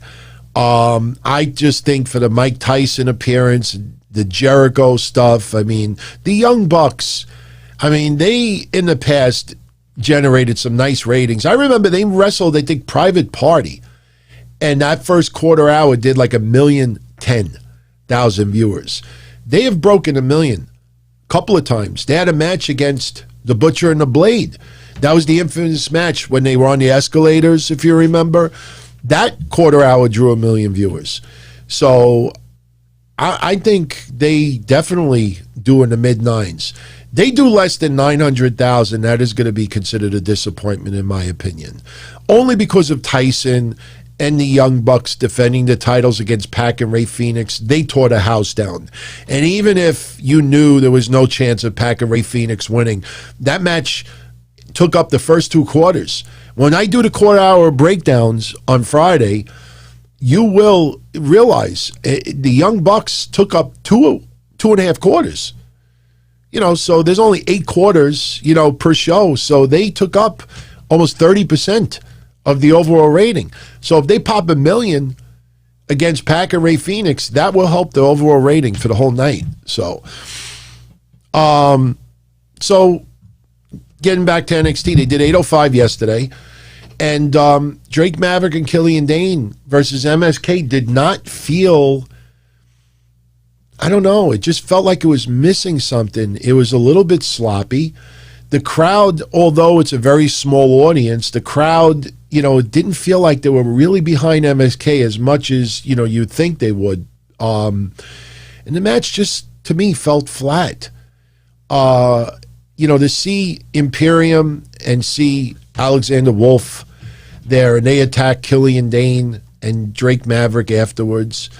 I have given praise to Imperium in the past, but Imperium without Walter is the same thing in the ratings as Oney Lorcan and Danny Burch, and is the same as the ratings with the Grizzled Young Veterans. Did you notice how the Grizzled Young Veterans not mentioned yesterday? Notice Everrise has been way off TV since we saw that trend of their horrendous numbers. Breezango, there's literally every person, Jake Atlas, I could keep going.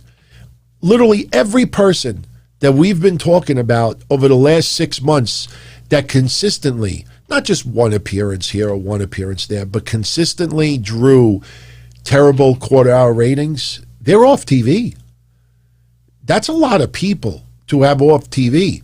And yesterday, even though it was for the tag titles, it did not feel special. WWE's done a horrendous job pushing Killian Dane and Drake Maverick as a team. They had momentum early on, and then they did that god-awful segment where McAfee and his group, Pete Dunne, Lorcan, and Burch, laid out Killian Dane outside and then had that crazy pool of blood. You would have thought Killian Dane died from blood loss, black and white stuff. It was just not necessary. And in my opinion, it just totally fucked up the team. So, couple of quick comments. Shout out to Brian Becerra for his super chat. The belts he won from Wrestle Rumble came today. If you get a chance, take a picture of the belts and tweet me. I'm not really going to be on Twitter anymore, but, I will always, socialize anybody that reaches out to me. I've just had it with social media. Like I said, I think it was Cena that wrote this the other day. I'd rather be a lone lion, on Twitter than be a sheep. And you see people out there have replaced their lives with social media and those tweets for acceptance. I'd rather just hang out here with all of you and talk to you here and then waste my time there. But I'm not shutting my account down. But, yeah, send me a picture. I'll show everybody. So, because that's a pretty cool prize that you won. And props, was it Wrestle Rumble, I think, that does that? And I think Jason Solomonster picks the winners, too. So, this is pretty cool. Pretty cool all around. No promotions want me to pull anything. So I got to give my own prizes. It'd be nice to be able to give away other people's shit once in a while, don't you think? By the way, for my members on YouTube, the predictions contest from WrestleMania, I think we have a little dilemma with 2 or 3 people that actually scored top number. And we got that Warrior Hogan signed photo to give away. So I will think about it tonight. And then tomorrow on the AMA Ask DT show, we will figure out how we're going to give that away. Maybe I'll take a pair of scissors and just cut it in half and give you half a piece. No, I'm not going to really do that. But maybe we'll spin the wheel, and maybe we'll just put all your names multiple times on the wheel, and whoever it lands on, maybe we'll do another predictions contest with you 2 or 3. We'll see. We'll talk about it tomorrow. The photo's in a safe place, but we'll figure out. Oh, I don't know, Benjamin. I don't want to put this on me tonight because I know a lot of people don't like that, and I don't blame you.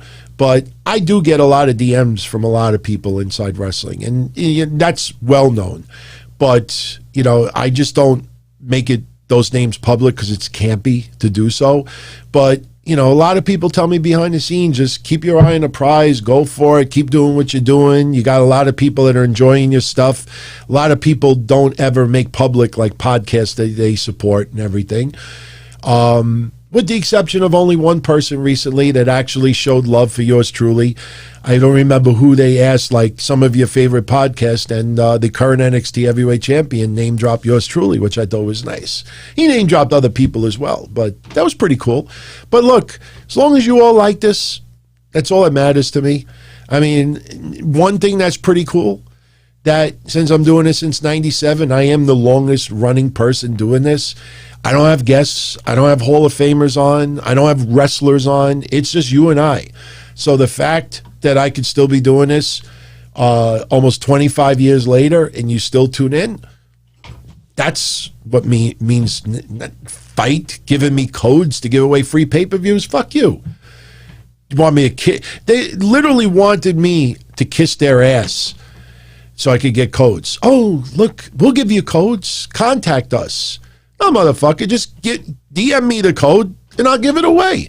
I'm not going to kiss anybody's ass. I'm not going to tweet fuck anybody to get stuff. I'd rather go in my own pocket and give you my stuff than get their sloppy seconds and stuff like that. So, but Ruben, he heard Lars is coming to Queens in May for an autograph signing. I will tell you, I don't know if you're in Queens. You do not have to super chat that. But if you're in Queens, if you're going to that, you'll see me there. Because I've talked to Lars a few times, outside of this. And, like, I don't want to get into a whole Lars discussion here. But Lars, definitely made a lot of mistakes in his earlier years. Things that he regrets to this day, and I'm not his spokesperson. I'm not even going to interpret it. I only know from what I see and what, I hear and what I'm told. For all I know, he could be a liar. I mean, a lot of people that I've met over the years online turned out to be frauds. I don't know. I mean, with Lars. But, the conversations, you could tell sometimes when you talk to someone when they're really being sincere about it. And I root for the guy because I do believe that in redemption, I do believe that people do mature and, grow up and, kind of straighten themselves out. So if he is going to be here in Queens, I will definitely go. Absolutely, definitely go. So, but Ruben, if you're in Queens also, or if you're going to be coming around this neck of the woods, let me know. And if I do go, I will let you all know, because I know there's a lot of New Yorkers that tune in. It'd be really cool to hang out with all of you. And since I'm fully vaccinated, I don't have to worry about any of you giving me COVID. So we'll be good to go. We'll absolutely be good to go. I actually took this picture also earlier when Kenny Omega and the Inner Circle and the Young Bucks, the Good Brothers, Don Callis cut a promo. Don Callis actually super kicked the cameraman, which I thought was hilarious because he even slapped his fucking leg. But you look at them, I mean, they look good as a cohesive unit. I mean, even though the storyline is a little shaky and a little bit without substance, and you see like Kenny Omega's title reign seems to be going nowhere right now, I think they absolutely should be a group together. So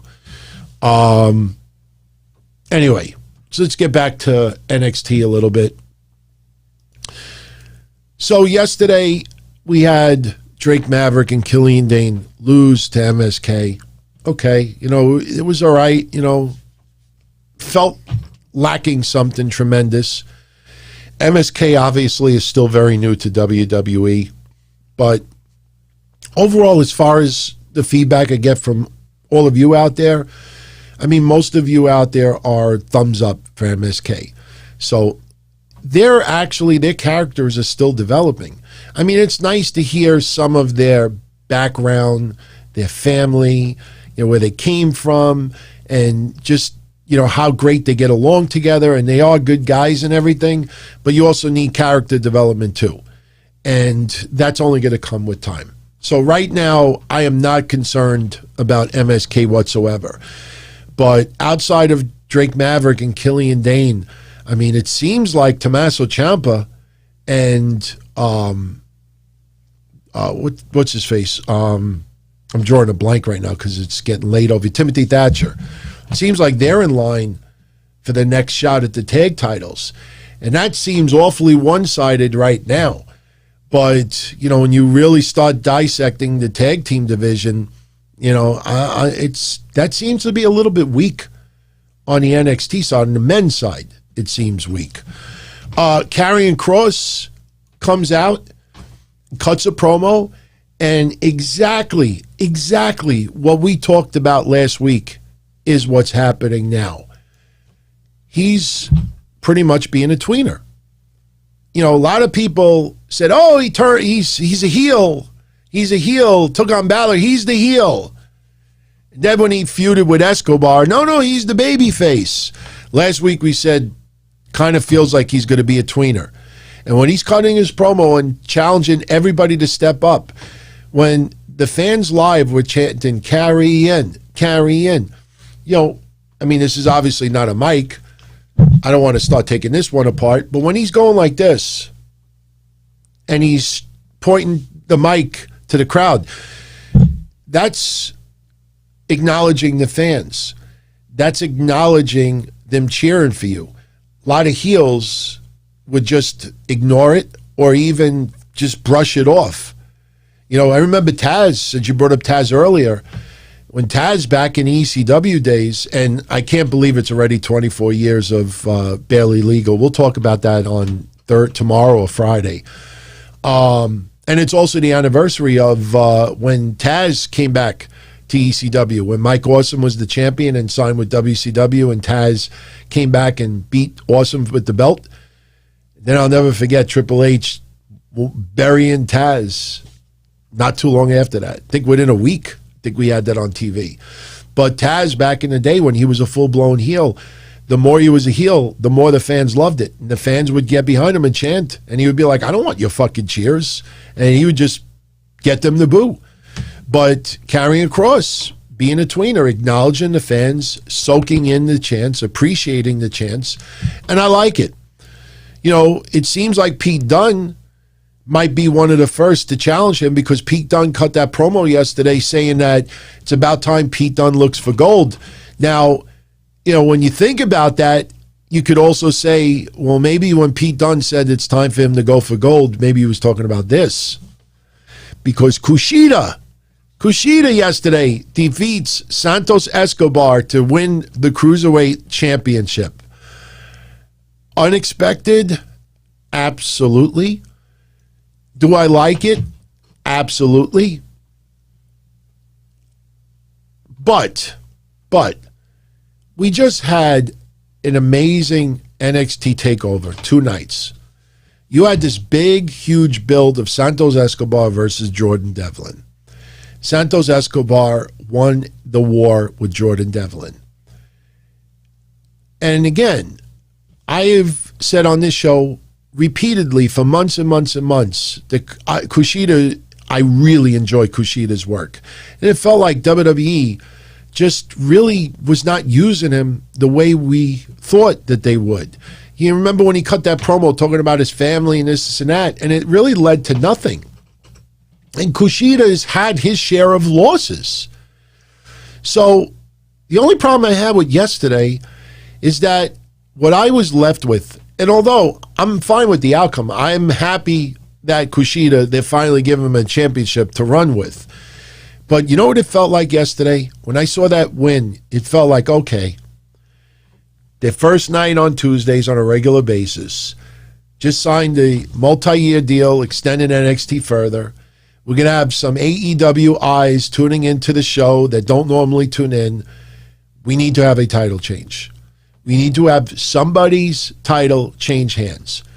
You're not changing Gargano's right now. You're not changing Raquel Gonzalez, obviously.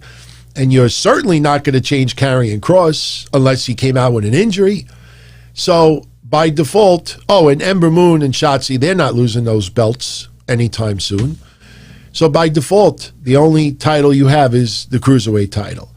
It felt like the title changed hands yesterday because they wanted at least one title change for their first Tuesday night. That's what it felt like. So the question is, does Pete Dunne go for Kushida? Just beat Kushida, take over? Or does Pete Dunne go for Karrion Kross? I still want to see Aleister Black in NXT. We were having a conversation yesterday on Patreon about Alexa Bliss. with this whole Lily thing.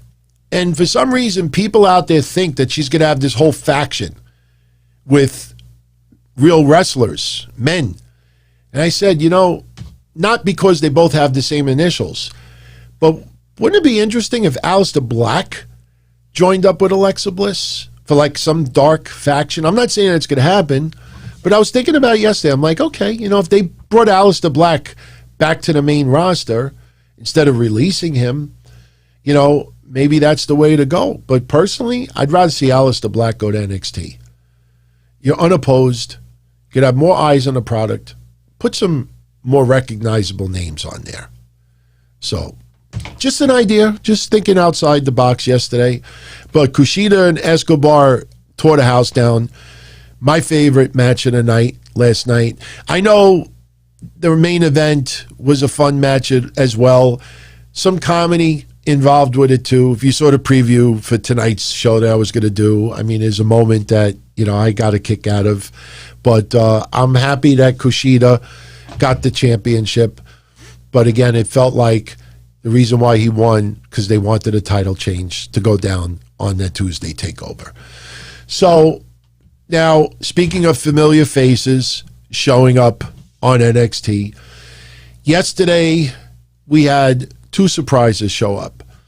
Now, before I get into that, and I know you all know about the surprises, but before I get into that, there's something I do want to say. Mercedes Martinez yesterday, and if you notice, I have no notes in front of me from yesterday. This is all from watching in memory. Mercedes Martinez yesterday beat Jessi Kamea. And personally, nothing against Aaliyah, but I said yesterday I think Aaliyah should be demoted because of her actions yesterday. Basically, what they were trying to do was they were trying to play the story that Robert Stone never paid Mercedes Martinez for her recent work. Mercedes Martinez grabs Aaliyah by the throat, pushes her up against the wall. Aaliyah can't act for shit. That's first off.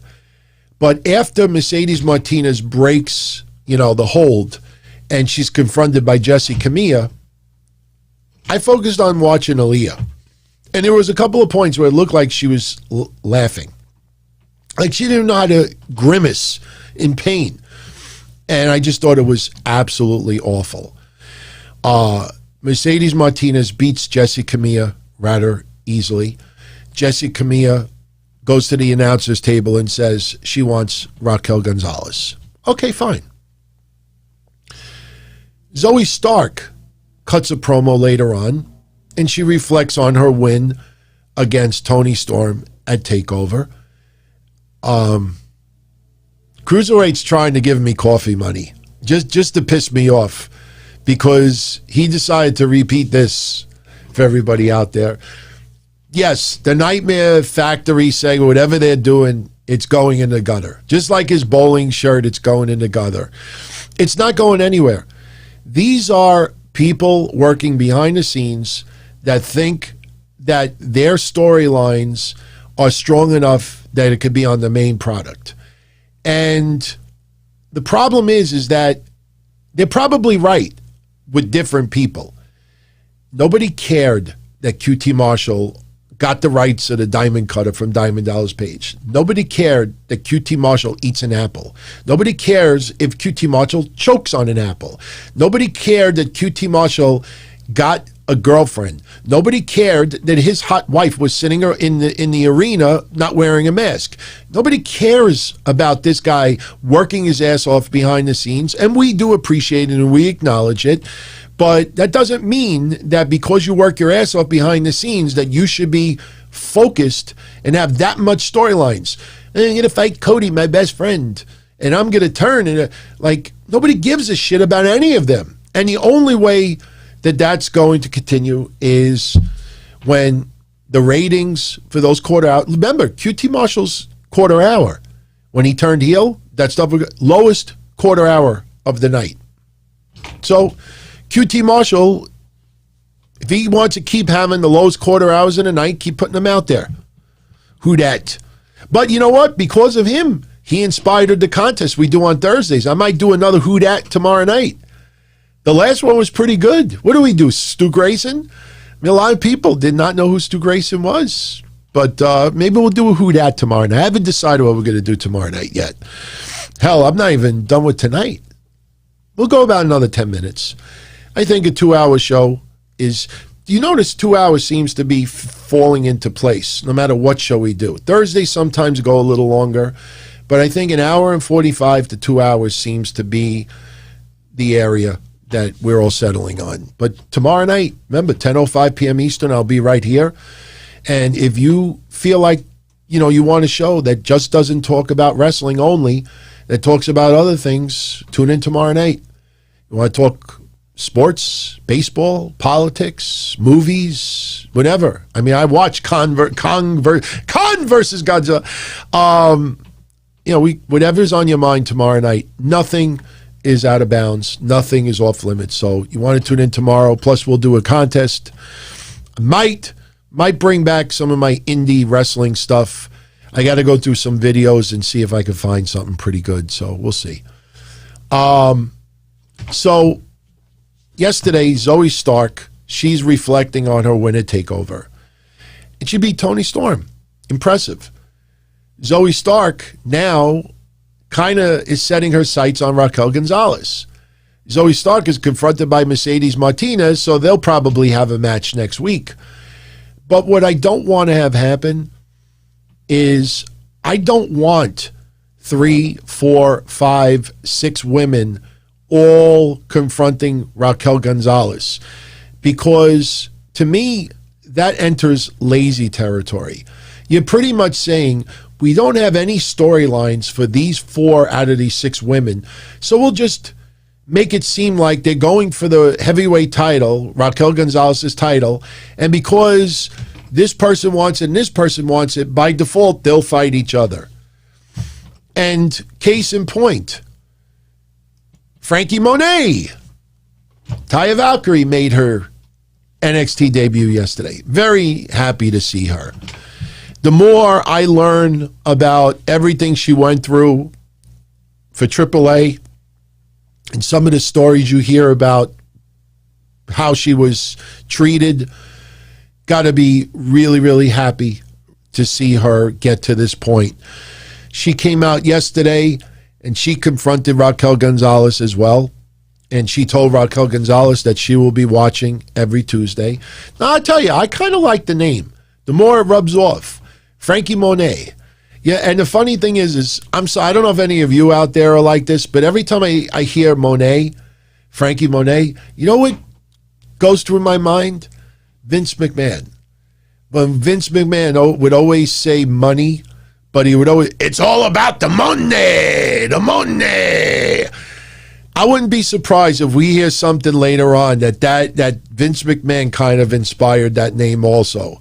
Because I'm telling you, it just, when I see the name Franky Monet, I just have Vince going through my head. It's about the money.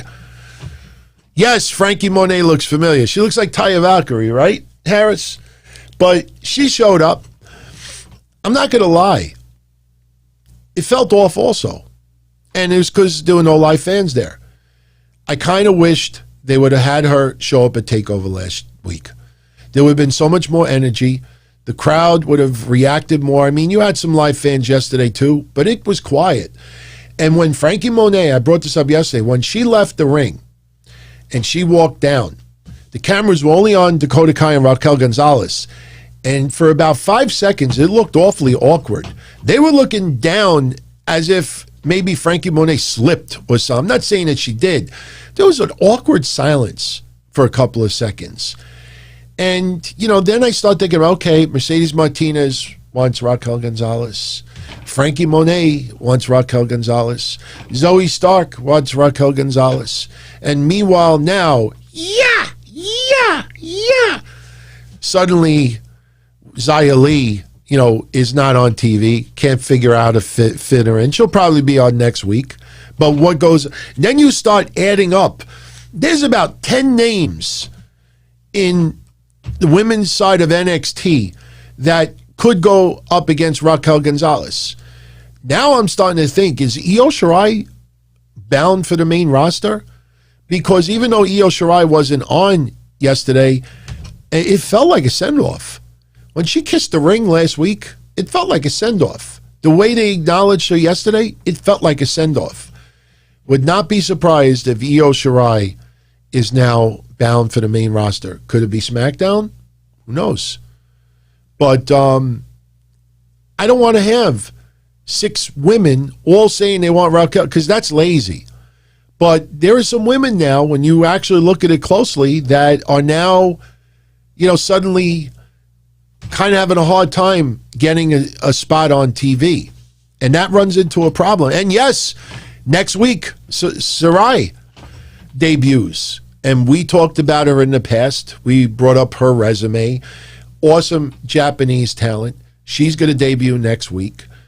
It'd be interesting if they have Xia Li confront her, because that's kind of a match that a lot of people that follow their career outside, of the States want to see. And maybe that's best for both of them right now.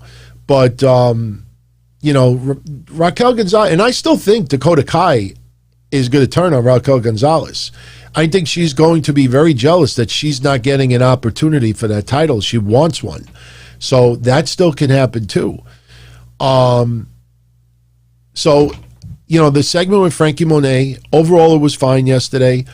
And she's ecstatic to be in NXT, and everybody in the wrestling community is welcoming her in and wishing her well. But again, the very end of it felt a little flat yesterday. I'm skipping a segment intentionally. I don't want anybody to be like, oh, you forgot this. Yesterday, we had a weird main event. Bronson Reed, Dexter Lumis, Shotzi Blackheart, Ember Moon versus The Way. Mixed tag match. Fun 8-person match to close out NXT. Little bit of a mess. And I brought this up yesterday. It's not meant to be sexist in any way, but I have noticed for years and years repeatedly how women can assault men, but it's not the opposite. And yesterday it was on full display. Gargano taking moves from Ember Moon and Shotzi. Dexter Lumis selling Candice LeRae doing a tope suicida into a DDT. Although impressive, watching Dexter Lumis sell that like he was dead was ridiculous to me. Having the women splashing the men. I have no problem with the women nailing moves once in a while on the men. But it got to comical territories yesterday. It was just over and over and over. Yes, I do, Sam. Yes, I do. I will save that for last. But it was a comedy match yesterday. And towards the end, because, remember, the storyline, Indi Hartwell has a crush on Dexter Lumis. And I tell you what I think happened. The story that they told with Austin Theory, Dexter Lumis, and Johnny Gargano, looking back on it, has got to be one of the worst storylines in recent memory for NXT. Because, again, in storyline, Johnny Gargano paid off the psychologist. And remember, Austin Theory was crying like a baby out of that building. And when you're on social media active and they play off storylines on social media and you have thousands of people saying Austin Theory, but he paid off the psychologist, and he obviously can't say anything on social media because it's a storyline. They went nowhere with that. Austin Theory, Dexter Lumis, this is now 2 or 3 times that they're in the ring, and there is no emotional storyline telling whatsoever. You get kidnapped, psychologists, all this other stuff. Austin Theory should be creeped out by Dexter Lumis. Dexter Lumis, simple person, should show some type of attraction to Austin Theory, and I don't mean sexual. If you watched that match yesterday, You would have never thought that there was ever a kidnapping, brainwashing, psychology storyline with Austin Theory and Dexter Lumis. And that was pretty horrendous. But you know what I think in hindsight? I think when they brought up Indi Hartwell 1 week and she said she kind of thought Dexter Lumis was attractive, somebody in NXT said, scrap the Austin Theory, Dexter Lumis part of it, focus only on Indi Hartwell and Dexter Lumis. That's what it feels like. So yesterday during the match, Indi Hartwell wants, I guess, to be kissed by Dexter Lumis, or, she wants something from Dexter Lumis. So she lays out in the ring and she's acting like she's hurt. So she wants Dexter Lumis to come save the day. So she's laid out on the ring and Dexter Lumis, well, actually the first time they were face to face, and Indi Hartwell was reaching in about to kiss Dexter Lumis, and Austin Theory attacks Dexter Lumis. Indi Hartwell gets pissed off and she's like, no, man, don't fuck with my game. I'm trying to score over here. She throws Austin Theory over the top rope, which I thought was funny because storyline-wise, she's trying to score with Dexter Lumis. Austin Theory stopped it, so she's like, fuck you, and she threw him over the top rope. So later on, Indi Hartwell's laid out in the ring, acting like she's unconscious. Kind of remind you of like a little Eddie Guerrero moment. And Dexter Lumis comes to her aid, picks her up, carries her to the back. So as we're watching Dexter Lumis carry her to the back, she's smiling and she's giving the thumbs up, and it was hilarious. I mean, the way it came across was excellent. I thought that was hilarious. And if you follow her social media, you know what I'm going to post next. Because if you leave it like that, Dexter Lumis goes to the back. You leave it like that, you don't know if it's going to lead to them going on a date or something like that.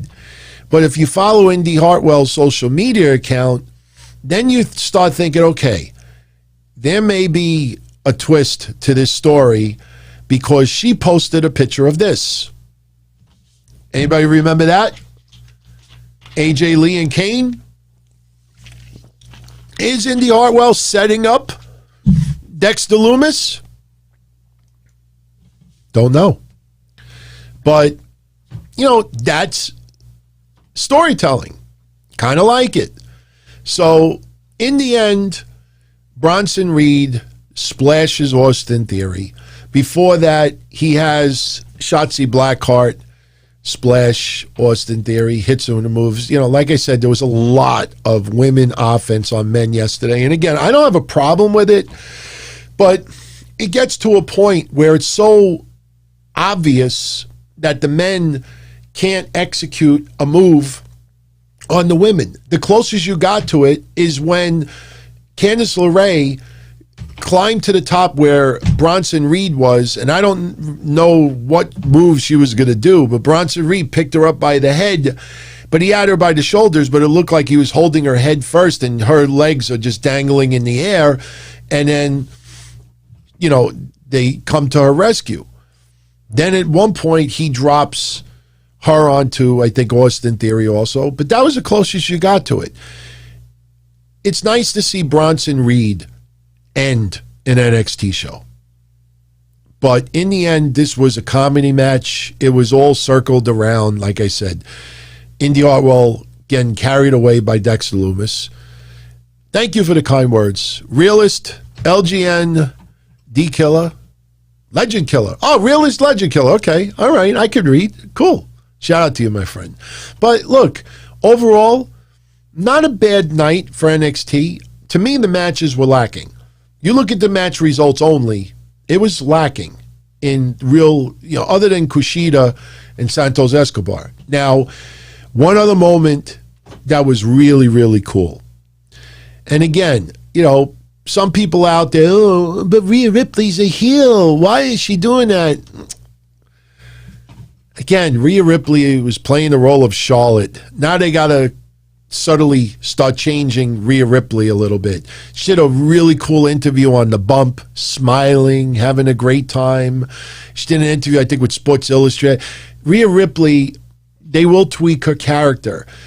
Charlotte was not used for WrestleMania. They had Rhea Ripley play Charlotte's role. Now with Charlotte back, now Rhea Ripley slowly will transform back into Rhea Ripley's character. But last night, Raquel Gonzalez hits the ring. Great reaction from the fans. She's there with Dakota Kai. And I thought we were going to get a little storyline twist there. Once Raquel Gonzalez acknowledged Dakota Kai being on her side for the last year and a half, they're interrupted. And we get Rhea Ripley. Her music hits. Rhea Ripley comes out. She goes in the ring.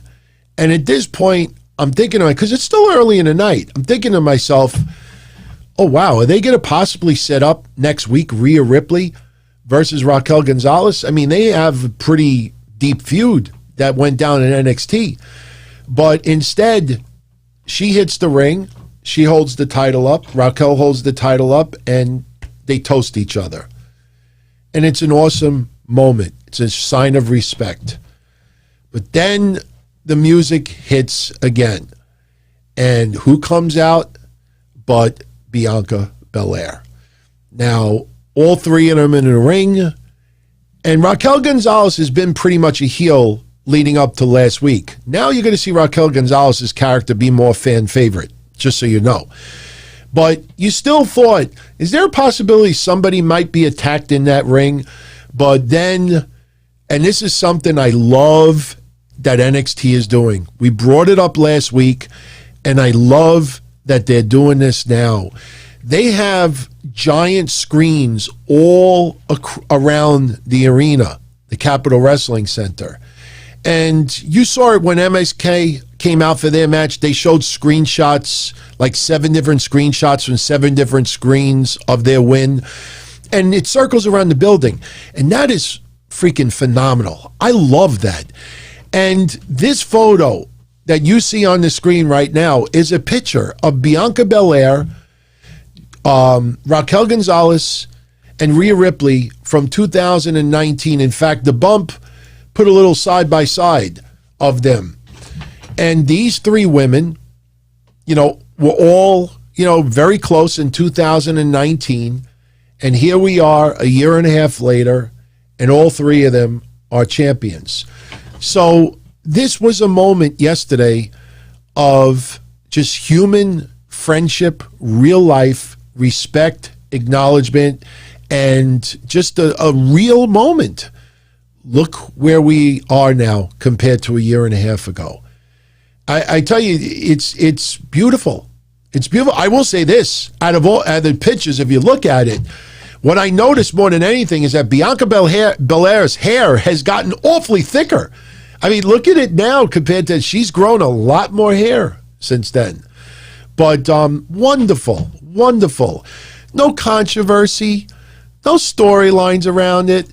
They're in the ring, proudly posing their championships, and I'm seeing people on, but Rhea Ripley's a heel. It's deeper than that. These are 3 women who have busted their ass for 18 months. And you talk about the women's revolution. I mean, let's be honest for a minute. Sasha Banks is still in her prime. Bayley is still in her prime.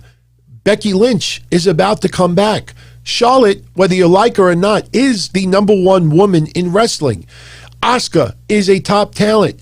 And it goes on and on and on. Now you add in Io Shirai and you add in Raquel Gonzalez, and Raquel still obviously needs to get even better than this. I mean, no disrespect to AEW, but you start going down this list and you realize, I understand 5 years ago, it felt like WWE was forcing the narrative about women's wrestling. When they did Becky, Charlotte, Ronda for WrestleMania, that was shoved down everybody's throats almost to the point of brainwash. And I think, like I said recently, I think a lot of fans, once that match was over, I think a lot of people were just like, Thank God. Because, again, so many women were hurt by that storyline back then because everybody was pushed way down on the back burner.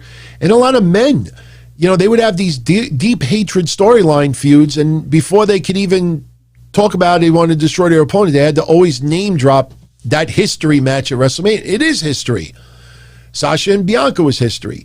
But the point is, there's no denying that you see what NXT keeps putting out, especially in the women's side of wrestling.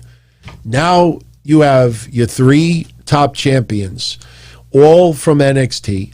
And if you would have said 2 years ago that all 3 of these women would be champions, I think the one person you might think more than anything would maybe be Rhea Ripley. Bianca Belair, you knew. Raquel Gonzalez, even us a year ago thought, okay, she's going to, got to hone her credit. It's going to take a long time, but that's what dedication does. And that moment yesterday was beautiful. And Triple H taking the pictures with all of them, which is wonderful as well. Now, I don't mean to cause any controversy. It's just meant as a lighthearted laugh. But I don't know if you all saw this Photoshop floating around. It's not the most professional Photoshop, but I thought it was freaking hilarious, especially since I never liked this TV show growing up. But somebody actually did this. You see this? Somebody actually did this. I fucking laughed my ass off.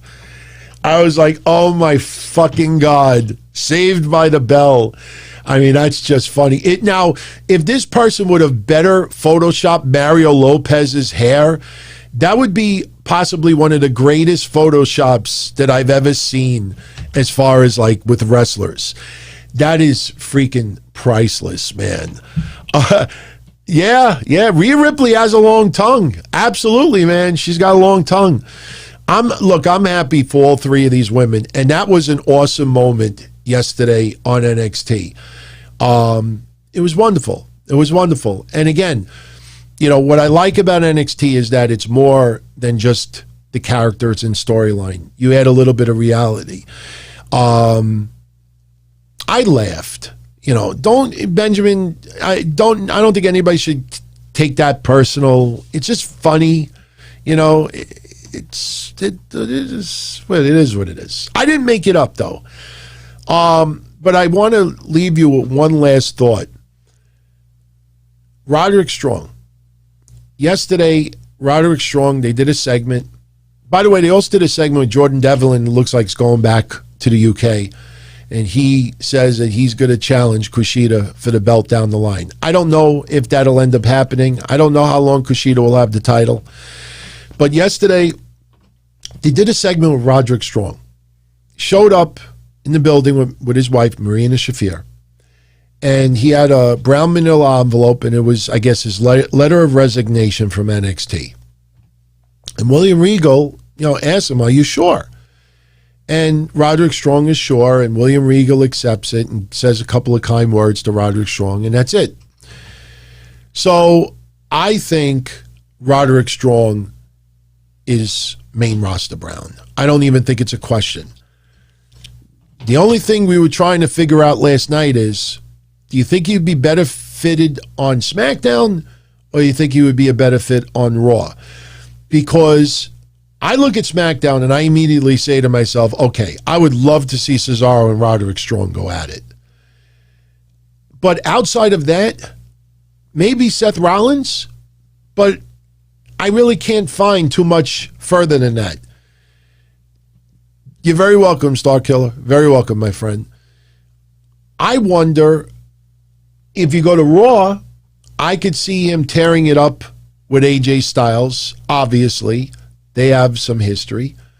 And, you got opponents on both promotions.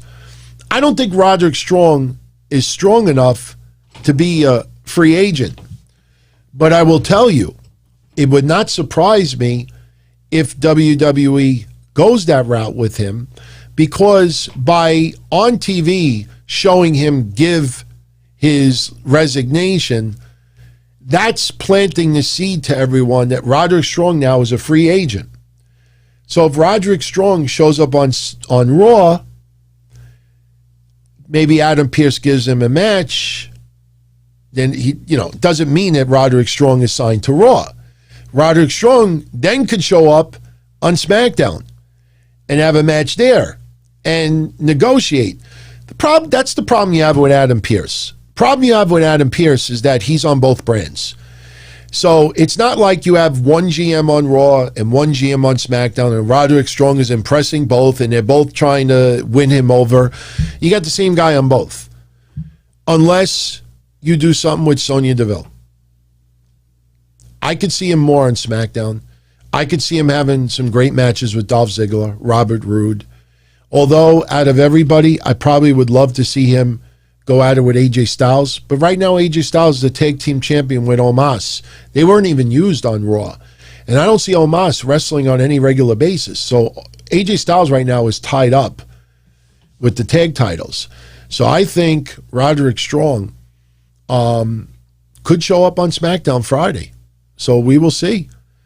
Yeah, Roderick Strong versus Riddle. Absolutely. That would be a great match. Roderick Strong versus Morrison. Roderick Strong versus Sheamus. They got some great opponents on both brands. Now, again, he could possibly wrestle on both and just play the free agent thing for a couple of weeks and then settle on one. But I think Roderick Strong is main roster bound. I think that's the only reason why they did what they did yesterday. Now, we'll see if that happens. And again, we got to keep our eye out on Io Shirai. See what happens there. I think if Io Shirai is main roster bound, I think she's got to go to SmackDown. I would love to see her on Raw, and I'd love to see her go at it with Io Shirai versus Charlotte. Come on.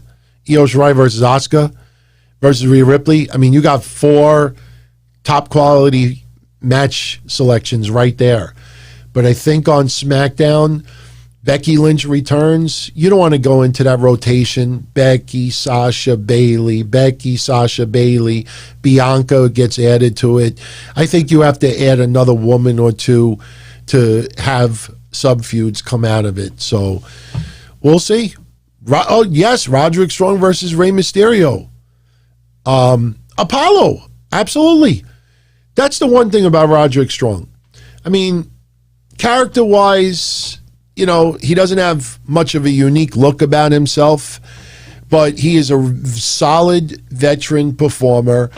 And, the big question is, does Marina Shafir become an on-air character as well? I don't know if that happens. But the fact that he showed up at the building with her, I think there's obviously something to that with her possibly being on TV too. Who knows? She might even be in his corner. So we'll see what happens. But anyway, with that said, I am going to jet out of here for the night.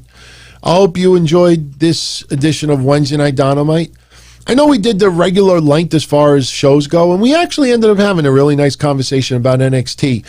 But going forward, I think, we will spend a bulk of the show covering AEW, just highlight NXT because it would already be 24 hours removed from the show. We could kind of organize that a little bit and get into any other little tidbits of news outside of WWE. If Ronda Rousey makes a return, Jesus. Ronda you could put on either show too. I mean, where do you put Ronda? I mean, we'll talk about that tomorrow and Friday, but man, Ronda is... You got to admit, for us longtime wrestling fans, as far as guys go, we grew up for decades with women's wrestling being a very, very small part of what we watch on TV. But you start throwing all these names down, even if you want to throw women's wrestlers outside of WWE, like Thunder Rosa and others, this is easily the greatest era for women's wrestling in history. there are legendary women over the years, and there are some absolute top performers over the years, from Medusa to Sherry and everything else. But never in my lifetime did I ever have this many top quality, women wrestling that could back it up in the ring, that are worthy of a main event, not just because they're women, not just because they're black or white or anything else, but because they're that talented. This is great. It's great. Shayna Baszler, I mean, my God, we left her out as well. Roderick Strong versus Daniel Bryan, absolutely, Austin. I think Roderick Strong should go to SmackDown.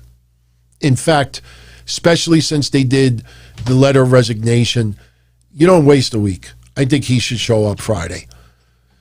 Even if they don't have him wrestle, he could just be seen in the back with Adam Pearce. Maybe he shows up, introduces himself to Adam Pearce. I don't know, but we'll see. But I'm going to jet out of here. As always, everyone, I know I didn't ask during the show, but I'm going to ask you now. If you don't mind, before you exit, if you could hit that like button. The more you do that, the more YouTube recommends my show to others. Big shout out to everybody who is new to the shows that never heard of yours truly before, which is pretty cool. But I'm going to get out of here for tonight. If you go on Patreon, patreon.com/DonTony, I uploaded the first Throwback Thursday. It's 2 episodes from July 2007. And you will hear also the first ever promo that Mish ever cut for my shows. So that is on there now. Every week now, I put retro episodes of Minority Report, DTKC, and others. They go back, my hotline reports go back to 99. Minority Report goes back to 2003 to 2005 or 6. Even no, 2007, 2003 to 2007. And then DTKC is 2008, I think, to 2020. So every week I'll put up a couple of episodes, retro stuff, and we'll just keep throwing them up there for everybody. So you go on Patreon, patreon.com/DonTony. The first one is up there, and enjoy. So everyone, I'll be here tomorrow, 10:05 p.m. Eastern. Ask DT anything, any topic. Doesn't have to just be wrestling. Don't feel you can't ask something, because Thursday night has a vibe like no other. Anybody that's live with me now that tunes in every Thursday will say, I'm not shitting you.